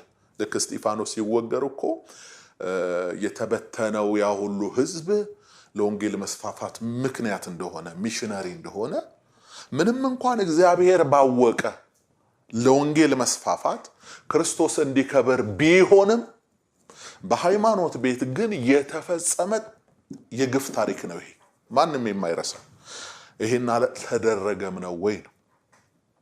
አባቶች፣ ሊቃነ ጳጳሳት፣ ታሪክ የምታውቁ ቤተ ክህነት ውስጥ ያላችሁ ትልልቅ ሰዎች ለህሊናችሁም ለእግዚአብሔሩም የታመናችሁ አልተደረገም ወይ ነው? የካህናት መስቀላቸው እየተቀማ አንተም ብሎ ካህን ጸረ ማርያም መናፍቅ ጺማቸው አልተነጨም? የመነኮሳት ቆብ አልተወረወረም? ከቤተ ክርስቲያን ሸሽተው ቢሄዱ ቤታቸው ተከታትሎ ወመኔ ዱርዬ መቆሚያ መቀመጫ አልከለከላቸው? ቤታቸው አልተለኮሰም በእሳት? ጣራቸው በድንጋይ አልተደበደበ? በቀን በሌሊት እየታደኑ በከተማ ውስጥ እንዳይኖሩ፣ ስራ ተቀጥረው እንዳይሰሩ፣ እሳት እንዳይጫጫሩ ተብሎ በማይክሮፎን አልተነገረም? ይሄንን ያልሰማው በጆሮ እሳት ከነሱ ጋር እንዳትጫጫሩ ዲላ ነበርኩ። 1986 87 ልጆች ነበረን እኛ ሰንዴይ ስኩል ህፃናት ነን። ግን ማህበረ እስጢፋኖስ እመብዙሃን ምናምን የሚባሉ ቤተክርስቲያን ውስጥ የነበሩ የኛ ታላላቆች ነበሩ።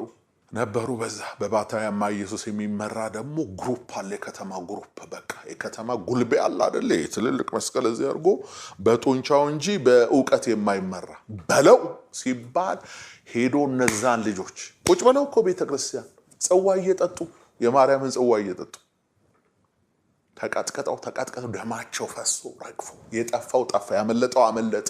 ይሄን እኔ ምስክር ነኝ። ቁጭ ብዬ ዛፍ ስር ይሄን እያየው ነው። ከሰው እኮ ሰምቼ አይደለም እኔ ሳይ ነበር ማለት።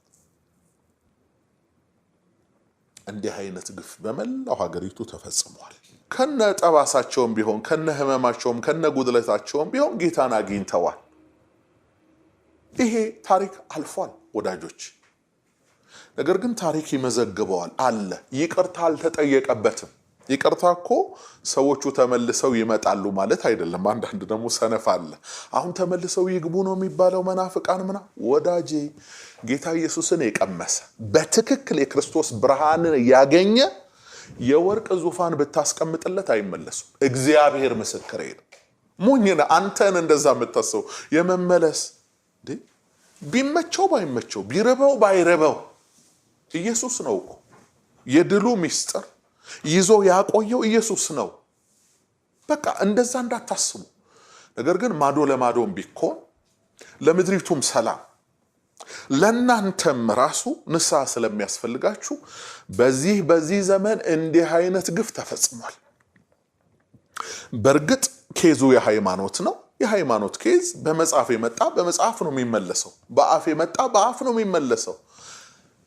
ከአፍ አልፈ ከመጽሐፍ አልፈ እሺ ከመዳፍም ጥፊ እሺ ቀላል ነው። ከጥፊ ከመዳፍም አልፈ እስከ ሰደፍ ያደረሰ ግን ይሄ ከባድ የሆነ ወንጀል ነው። ለዚህ ሲኖዶስ ሰብሰብ ብሎ በቃ ታሪኩ ቢያልፍም ጊዜው ቢቆይም እንዲህ አይነት ነገር በእኛ ተፈጽሟል፣ እንዲህ አይነት ማስረጃዎች አሉ፣ ለዚህ ይቅርታ እንጠይቃለን ስትሉ ኬዝ ክሎዝድ።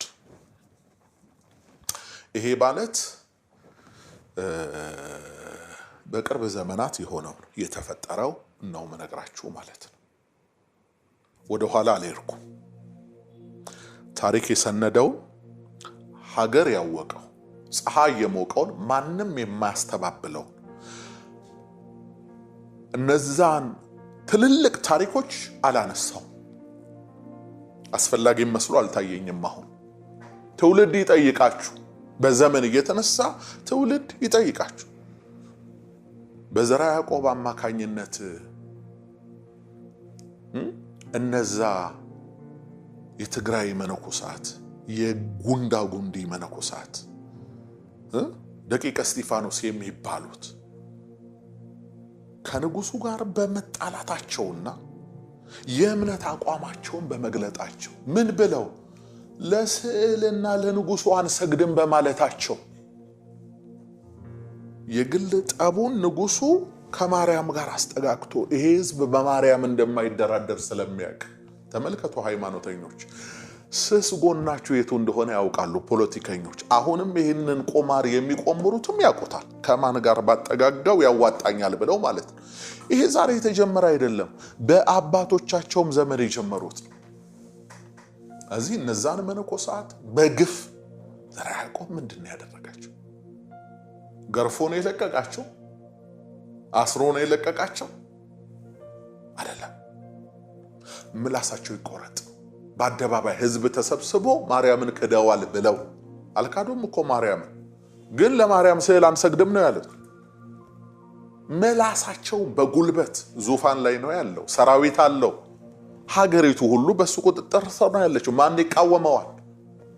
ምላሳቸውን አስቆርጦ ተቆርጠው ደማቸው እየተዝረበረበ ይሄዳሉ። ምላሳቸውን ትተውለት ማለት ነው። ሌላ ቦታ ሲሄዱ ሌላው ህዝብ በአዋጅ ደርሶታል። ተብታቦቹ ምላሳቸው ያልተፈታው ጸረ ማርያሞች ናቸው። ከዘራ ያዕቆብ የሸፈቱ ናቸው። ባገኛችሁበት ግደሏቸው እየተባለ ያገኘ ሰው የደቦ ፍርድ እየገደላቸው ቋንጃቸው ይቆረጣል።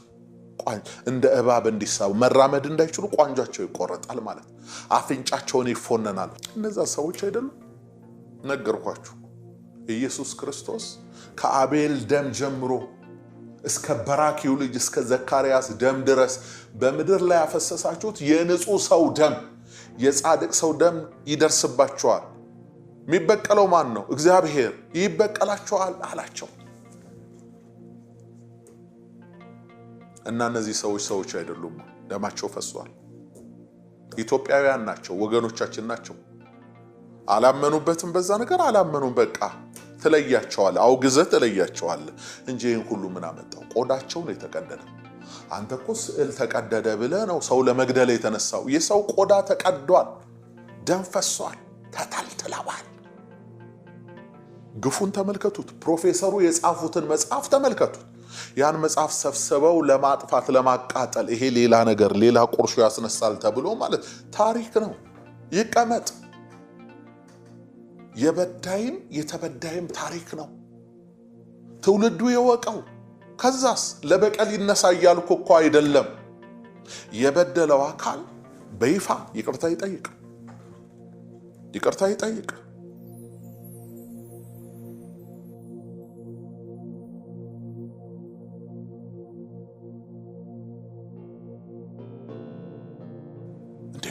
መንግስታት ይቅርታ ይጠይቃሉ። የካቶሊክ ቤተክርስቲያን የ500 ዓመት ኬዝ የ1000 ዓመት ኬዝ እያነሳች እኮ አንድ ግለሰብ ላይ ፈጸመችው፣ ህዝብ ላይ ሀገር ላይ ፈጸመችውን በየጊዜው እኮ ይቅርታ ትጠይቃለች። ራሷን አፕዴት ታደርጋለች፣ የሆነ ነገር ታሻሽላለች እኮ። እዚህሳ አይ አንጠራጠርም፣ ስህተት የለባትም፣ ምንም አልተፈጸመም። እንዴ ሰው እንደዚህ ቢል የሰማዩ አምላክ ደግሞ አለ፣ በጨለማ የተሰራውን በብርሃን የሚመልስ። ብዙ ዘመን ስላስቆጠረ ግፍነቱ አይቀርም። ሰው ሊረሳ ይችላል፣ ታሪክ አይረሳም፣ እግዚአብሔርም አይረሳም። እንዴ ይሄ ተፈጽሟል ምድራችን ላይ አይካድመችም። አንዳንዶቹ እንደ ማናት ምትባላለች፣ አንድ ጤነኛም አትመስለኝም፣ ዶክተር ማን ሌቺሳ ምትባላለች።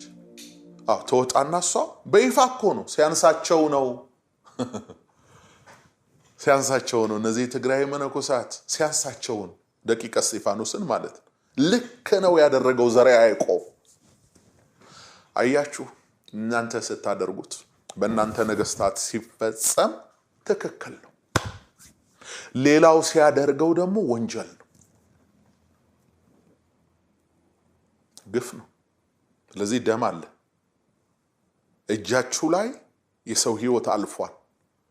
ምንም እንኳን ለሃይማኖት ቀንተናል በሚል ሽፋን ብትፈጽሙትም ነገሩ ተፈጽሟል። ንስሐ ግቡ። ሌላውን ትቼው ማለት ነው።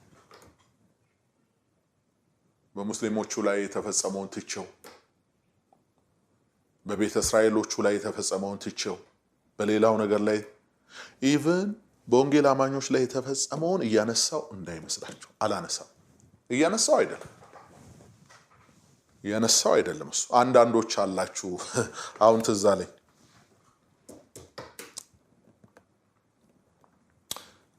አንዳንዶች እዚህ በወንጌላውያን ሰርክል አለን የምትሉ ህይወታችሁ ግን እሱን የማይናገር ግን በአንደበታችሁ እዚህ አካባቢ ነን የምትሉ ሰዎች አላችሁ። ልክ እንዲህ አይነት ኮሽታ ሲፈጠር ጥርሳችሁን የሚያልባችሁ በፍርሃት እግራችሁ የሚንቀጠቀጥ ከአብያተ ክርስቲያናት በፊት ቀድማችሁ ወጣችሁ መግለጫ የምትሰጡ እኛን አይወክለንም። who are you after all? who are you? አንተ ማነህ? መጀመሪያ ማነህ አንተ? ማነኝ አልክ? እኛን አይወክለንም ሲል የሆነ ተቋም የሚመራ ነው የሚመስለው፣ የሆነ ቤተ ክርስቲያን የሚመገብ ነው የሚመስለው፣ የሆነ አካል። ያንተ ቸርች እኮ ስልክህ ናት። አንተ ያለው እዚህ ነህ። እኔ ወክላለሁ ብያለሁ አይወክለንም ስትል ደግሞ አንተ አይወክለንም እንድትል ራሱ ይሄን ቃል እንድትናገር ማን ነው ራይቱን የሰጠ? ማን ነው ይሄን ተናገር ብሎ የላከ? አንዳንድ ሰው በጣም ደፋር ነው። ደፋር እኛን አይወክሉንም እነዚህ ይላል። የሆነ ነገር ኮሽ ፈርቶ እኮ ነው፣ ተንቀጥቅጦ እኮ ነው፣ የሆነ ነገር ይመጣል ብሎ እኮ ነው እንጂ የእውነት ሰው ቢሆን የፍትህ ሰው ቢሆን እነዚህ ሰዎች ላይ ብቻ አይደለም እንዲህ አይነት ነገር የሚነሳው ሌላውም ላይ ይደርሳል እኮ። ለኔ ልንገር ሰው ነው እዚች ሀገር ላይ ሙስሊሙም ሰው ነው፣ ኦርቶዶክሱም ሰው ነው፣ ወንጌላዊውም ሰው ነው። በብሔር ብሔረሰብ ውስጥ ያለ ሁሉ ሰው ነው። የሆነ ሲጮህ እንደ ጎርፍ ድምጹ ያስተጋባል የሚባለው ሲመጣ ቶሎ ብላችሁ ወደዛ ጠጋ የምትሉ ያ ነገር ሲያልፍ ደግሞ ዞር ብላችሁ የሆነ ነገር የምትሉ ማለት ነው። ራሳችሁን ቼክ አድርጉ፣ ራሳችሁን ፈትሹ። ሳታውቁት እየተቃወማችሁ ያላችሁትን ነገር ብታስተውሉ ጥሩ ነው። ደግሞ አንዳንድ እኔ የሚገርመኝ እኛ ውስጥ ሆነው እንዲህ ማድረግ አይችሉም፣ እኛ መካከል ሆነው ምናምን ይባላል። እኔ አንተ ውስጥ አይደለሁም፣ አንተ መካከል አይደለሁም። አንዳትመኘው አንተ ጋር የለውም። እኔ ምን ሰራለሁ? ጫት በሚቃምበት አረቄ እየተጠጣ ወንጌል በሚነገርበት መዝሙር በሚዘመርበት በአንተ ቴሪቶሪ ምን ሰራለሁ? አንተ አንዳንዶቻችሁ ለድፍረትና ለብርታት ካሜራ ፊት ከመውጣታችን በፊት ብላችሁ ጭሳጭሱን አጭሳችሁ አኝካችሁ ምን ብላችሁ በነውርና በወንጀል ቡድን ሰርታችሁ አንዱ ሲጽፍ እየጻፋችሁ አንዱ ሲያወራ ተመሳሳይ ያረጋችሁ ያ ቴሪቶሪ እዛ ውስጥ የለውም። ብትፈልገኝም አታገኘኝም። ስለዚህ እኛ ጋር አይደለም። ትክክል ነህ አንተ ግን ንጹህና ታማኙን ወንጌላዊ አትወክልም። አንተ እኛን አይወክለንም ትላለህ። እንዲህ አይነት ቀን ምን ረሸን እየመሰለ ነው እንዴ? ሲያልፍ ደግሞ እኮ ብድግ እንላለን። ታውቃለህ ውሃ ዳር እንደተተከለ ዘንባባ እንተኛለን። እነ ነገር ብድግ እንላለን። የሚያቆመን ክንዱ ነው፣ የሚያግዘን ጌታ ነው እንጂ እኔ ወክያለሁ ይሄን ማህበረሰብ ብያለሁ እንዴ? ግፈኞች ንስሐ ግቡ ነው ያልኩት። እና አንዳንዶች ለገዛ ጥቅማችሁ የእናንተን ፎሎወር ለማሳደግ ወይ ደግሞ ርካሽ ተወዳጅነት ለማግኘት እያላችሁ የማያምርባችሁ እንዴት እንደምትሰለችሁ ሕያው እግዚአብሔር በስልችት እኔ አላቃችሁም። ብዙዎች ግን ማህበረሰቡ ሰልችቷችሁ በቃ ስልችት ስልችት።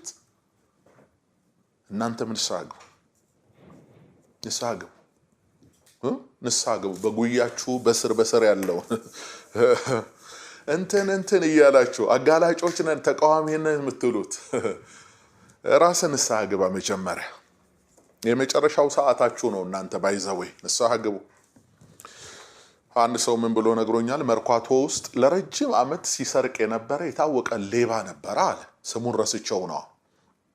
ለብዙ ዘመን አያዝም በቃ አጨደዋል። ከዚህ ሱቅ ከዛ ሱቅ እና መጨረሻ ላይ ተያዘ ከብዙ ዓመት በኋላና ፖሊስ ኢንተርቪው ሲያደርገው ነው ይሄን ሁሉ ዘመን አንተ ነበር ወይ መስርቀው? አዎ እኔ ነኝ። እንዴት ነበር ማትያዘው እስኪ ተብሎ ሲጣራ መጀመሪያ ካልታየው ሰርቃለህ ከነቁ ሰዎቹ አለ መጀመሪያ ሌባ እያልኩ ምሮጠው ጣቴን ቀስሬ ነኝ አለ። እና የመርካቶ ህዝብ ደግሞ ያው ትርምስ ነው፣ ገበያ ነው፣ አያስተውልም። እኔ ወደምጠቅሙበት አቅጣጫ ነው ሁሉ ሰው የሚሮጠው። ያኔ እኔ ሸብለል እላለሁ አለ። እንዲህ እያሳያችሁ በውንብድና ውስጥ ያላችሁ በክርስትና ሽፋን በየትኛውም ቤተ እምነት በየትኛውም ካምፕ ውስጥ ሆን ወንበዴ፣ ዘራፊ፣ ሌባ በቆነጃጅቶች እንባ እጃችሁን የምታጥፉ የቆነጃጅቶችን ልብ የሰበራችሁ የሰው ገንዘብ የዘረፋችሁ ሌቦች፣ ወንበዶች የአንዳንዶቻችሁን የሌብነት ዕዳ ራሱ ከፍለን አልጨረስንም እስካሁን። ከዛ ወጣችሁ የሃይማኖት ጠበቆች ናችሁ አስተያየት ተሰጣላችሁ ምናምን የሆነ አጋጣሚ ምቹ አጋጣሚ ሲፈጠር በቃ መጥሉ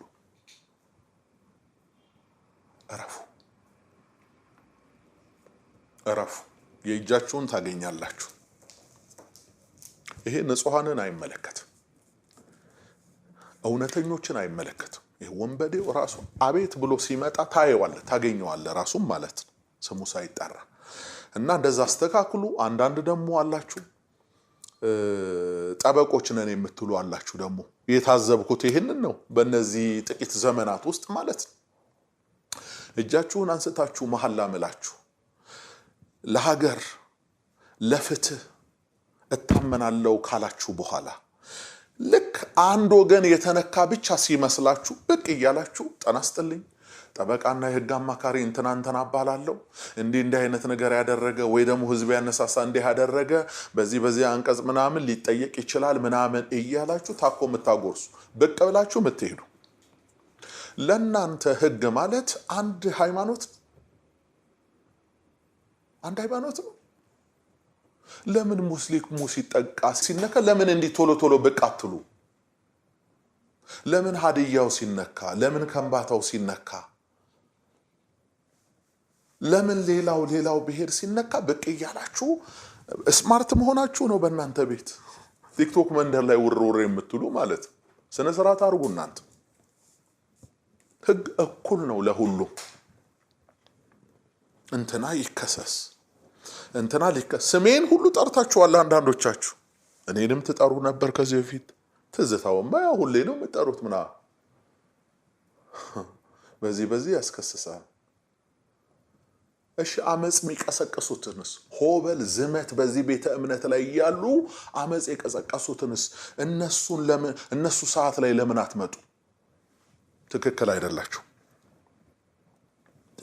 አይደላችሁም እናንተ ትክክል አይደላችሁ ህግ የሚያውቅ ሰው የተማረ ሰው ስሜቱን ተቆጣጥሮ ለሁሉ ያጠፋ ይጠይቅ ይያልኩ አይደለም እኔ አሁን ይሄን ኃላፊነት ወስጄ አይደለም የሚጠይቀኝ ካለ ይጠይቀኝስ ችግሩ እኮ አጠይቁንም እንደዚህ የተደራጀ ነገር አጠይቁን አልተፈጸመምም አይሉ ወይ ግለሰቡ ይላሉ ወይ ሆነ ግን እዛ ተፈጽሟል እና ንስሐ ያስፈልጋል ይቅርታ ያስፈልጋል ሀገር ሰላም እንድትሆን ምድር እንድታርፍ ካስፈለገ ሁላችንም በድለናል ዲግሪው ሊለያይ ይችላል እኔም የራሴን ወስዳለሁ አንተም የራስህን ወስድ ተቋማትም የራሳቸውን ወስዱ ይሄው በኢትዮጵያ ኦርቶዶክስ ተዋህዶ እኔ ስላደኩበት ስለኖርኩበት ብዙ ነገር እዚው ስላለ ይሄን አነሳው እንጂ በእስልምናውም ሃይማኖት በማወቅ ባለማወቅ ከዚህ በፊትም የተፈጠሩ ነገሮች ካሉ መጅሊሱ ይቅርታ ይጠይቅ በቃ በወንጌላውያን አማኞችም ዘንድ ካለ አይጠፋም ሰው ባለበት የሆነ ነገር አይጠፋም አለ በቃ ይሄ እንደ ሀገር እንደውም ለዚች ሀገር ለሰላም የሚበጃት ይሄ አይመስላችሁ አሁን ያመጣውት ሐሳብ በቃ በዚህ ዘመን እንዲህ አይነት ነገር ተፈጥሯል ማንንም ይፈጽመው ማንንም እንትኑ የሚያጠነጥነው ወደኛ ስለሆነ ይቅርታ እንጠይቃለን በቃ 96 97 አካባቢ ላይ ያው መንፈሳዊ ኮሌጅ ተማሪዎች በነበርንበት ጊዜ በዛ ወቅት ላይ አንድ ነገር ተፈጥሯል ጊዜው ኤግዛክትሊ ዓመተ ምህረቱን አላስታውሰውም ግን ሰሞኑ ያ ነው ብዙዎቻችሁ ታስታውሱ ይሆናል ጅማ አካባቢ በሻሻ የሚባል ሀገር ላይ ሙስሊሞች ኦርቶዶክሶችን ጨፈጨፉ ተብሎ ተወራ እና ዜናው አገሩን ናኘው የሞቱት ሰዎች በመጽሔት ወጡ የሞቱት ሰዎች በተለያየ ጋዜጦች ወጡ ምናምን ድርጊቱ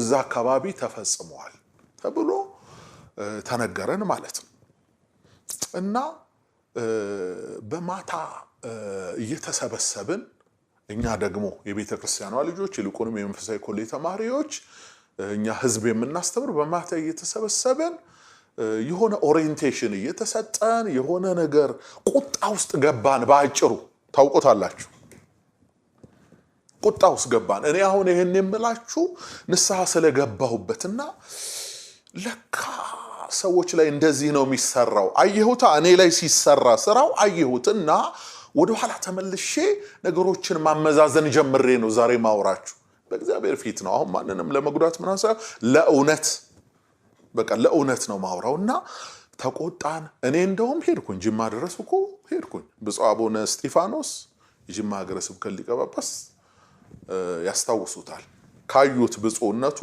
ምንም በእኔና በርሶ መካከል ያለው ወዳጅነት ለርሶ ያለኝን ክብር ለርሶ ያለኝን ፍቅር በርግጥም ጥሩ አባቱ ኖት ጥሩ ኖት በቃ እኔ ምንም ኮምፕሌን አላረግም በርሶ ላይ ማለት ነው እና ከዛው ከመማርበት ትምህርት ቤት ነው ይዘውኝ ጅማ መላለስ የነበረውና እዛ ሰዎቹ እንደሞቱ ጨራሷቸው ሙስሊሞች ተብሎ ደረስን በነፍስ ወከፍ ደረስን እዛ አካባቢ ያሉትን ሰዎች ለማጽናናት ሞከርን አስተማርን ተዘመረ እርዳታ ምናምንም ተባለ ምን ተባለ ማለት እኛ ፈጥነን ስለሄድን ወሬው ብዙ አልተዛመደም በሌላ ቦታ የነበረው ማለት ነው ግን የሚገርማችሁ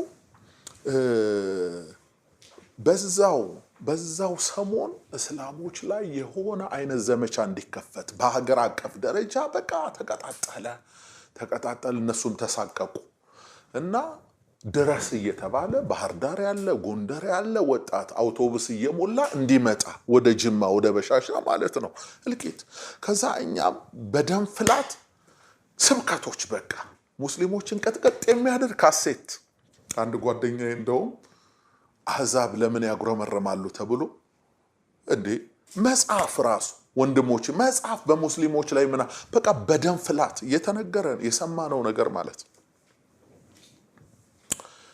እየቆየን ስንመጣ ድርጊቱ ተፈጽሟል በሻሻ አቡነ ገብረ መንፈስ ቅዱስ ቤተክርስቲያን ውስጥ ቄሶች ታርደዋል ህፃናት ሞተዋል ምናምን ማለት ነው ግን ይሄንን በሙስሊም ስም እንዲወጣ ያደረገ የፖለቲካ ኃይል ነበር በሰዓቱ ማለት ነው ይሄን ቆይቶ ረፍዶ አወቀን ማለት ነው ለምንድን ነው ይሄን ያነሳሁት ቶሎ አንድ ነገር ሲፈጠር የሆነ ግሩፕ ታርጌት እንዲደረግ ተደርጎ ስራ ይሰራል ይሄ የተለመደ ነው አፍሪካ ውስጥ ያን ቡድን እንድታጠቃው ማለት ነው ስለዚህ በየዘመናቱ በማን የሚፈጸም በማን ግን በኢትዮጵያ ኦርቶዶክስ ተዋሕዶ ቤተክርስቲያን ስምና በዛ ሽፋን በዛ ቴሪቶሪ ላይ የተፈጸመ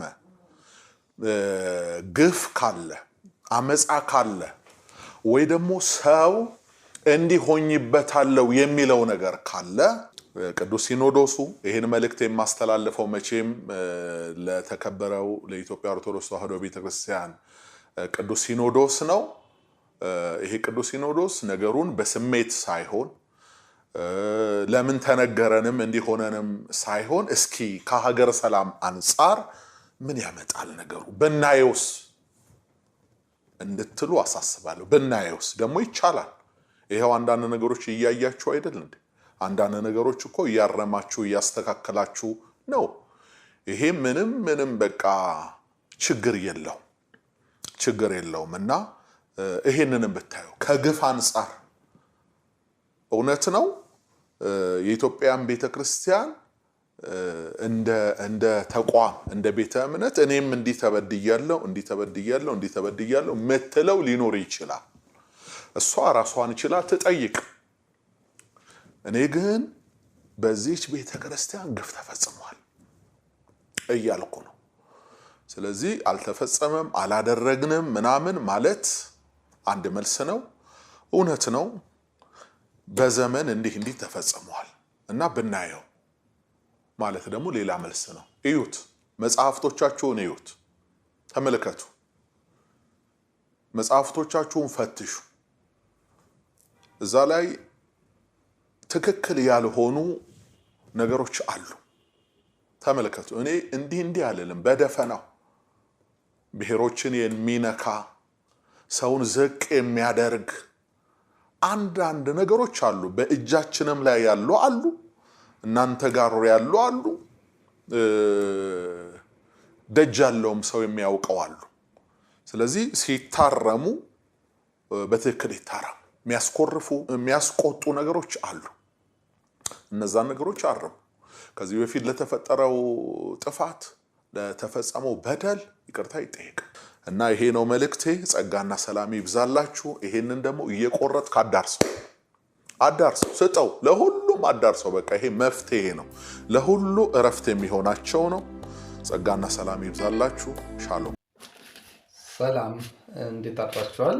የማከብራችሁ ወንድሞች፣ ወንድም ዓለም ሰላም ላንተ ይሁን። የመለስከውን ምላሾች አይተናል። አክቹአሊ ለኔ ምንም አይነት ምላሽ አልሰጠህም፣ የመስጠትም ግዴታ የለብህም። ሌቭላችንም አይገናኝም። ያንተ ደረጃ ትልቅ ነው፣ የኛ ደረጃ በአንተ ልክ አይደለም። የመመለስ ከኛ ጋር የማውራት ግዴታም የለብህም። አሁን አመጣጤ ይቅርታ ልጠይቅህ ነው። ስለአንተ አስተያየት መስጠት አልነበረብንም። ይቅርታ ጠይቅ ማለት አልነበረብንም። ተሳስተሃልም ማለት አልነበረብንም። ስፔሻሊ በግሌ በጋሻው ስህተት ሰርቷል፣ ይቅርታ ይጠይቅ። ፕራይድ አለችበት፣ እዛ ጋር ማስተካከል አለበት ሞቲቭን። ማለቴ ስህተት ነው። በጣም በጣም አዝናለሁ፣ ይቅርታ። ይሄንን ያልኩት ይሄንን ምላሽን ከሰማው በኋላ ነበር። እኔ ሞሃ ተዋህዶ ምን እንደሆነ አላውቅም፣ የማወቅም ፍላጎት የለኝም። ሃይማኖትና ፖለቲካ ሲቀላቀል አልወድም። ሃይማኖታችን ክርስትና ልንሞትለት የሚገባ አስተምህሮ ነው። ክርስቶስ ኢየሱስ ያስተማረ ከምድር ፖለቲካ ጋር ምንም አይነት ግንኙነት የለውም። ስለ ሞሃ ተዋህዶ ስለምናምን እናንተ ታውቃላችሁ። ትላልቆቹ እንደዚህ ከሆናችሁ ታች ያለውማ ምን ሊሆን እንደሚችል ሳስብ ፍርሃት አለኝ። ግን አንድ እውነት ልንገርህ፣ የእናንተ የትላልቆቹ ኢማቹሪቲ በሰል አለማለት፣ ኮምጠጥ አለማለት እና በትናንሽ ነገር ክፍተቶችን እያሰፉ መጣላት፣ ይቅርታ ለመጠየቅ ዳተኛ መሆን እንደ ክርስቲያን እንደ አጠቃላይ ክርስቲያን ብዙ ዋጋ አስከፍሎናል።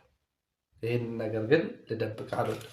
ለማንኛውም አንድ ታሪክ እወዳለሁ፣ አንድ ተረቶች እወዳለሁ። አንድ ምሳሌ ልንገራችሁ። ለምን ይቅርታ ጠይቅ ላላችሁኝ፣ አንድ ጊዜ ነብርና አህያ ተጣሉ እና ብዙ ተከራከሩ። በጣም ብዙ ተከራከሩ። የሚከራከሩት አህያው ግራሱ ሰማያዊ ነው ይላል፣ ነብሩ ደግሞ የለም ግራሱ አረንጓዴ ነው ይላል። ብዙ ተጨቃጨቁ፣ ተጣሉና መጨረሻ ላይ ለፍርድ አንበሳ ጋር ሄዱ። ያው የጫካው ንጉስ አንበሳ ነው። ከዛ አንበሳው ጋር አህያ ሄደና ክቡርነቱ ይሄ ሳር ሰማያዊ ነው አይደለም ወይ? ምን ይለዋል? አዎ ሰማያዊ ነው ብሎ አንበሳ ይመልሳል። ከዛ በኋላ ይሄው ነብር እኮ አረንጓዴ ነው ብሎ እየተከራከረኝ ነው አሁን ብሎ ይከሳል። ስለዚህ ነብር ላይ 4 ዓመት ምንም እንዳይናገር ይፈረድበታል። እና በዚህ የተቆጨው ነብር አንበሳ ጋር ሄድና ንክቡርነቱ ግን እኮ ግራሱ አረንጓዴ ነው፣ ሳሩ አረንጓዴ ነው፣ እንዴት ሰማያዊ ነው ብለው ፈረዱ ይለዋል። አዎ ሳሩ አረንጓዴ ነው፣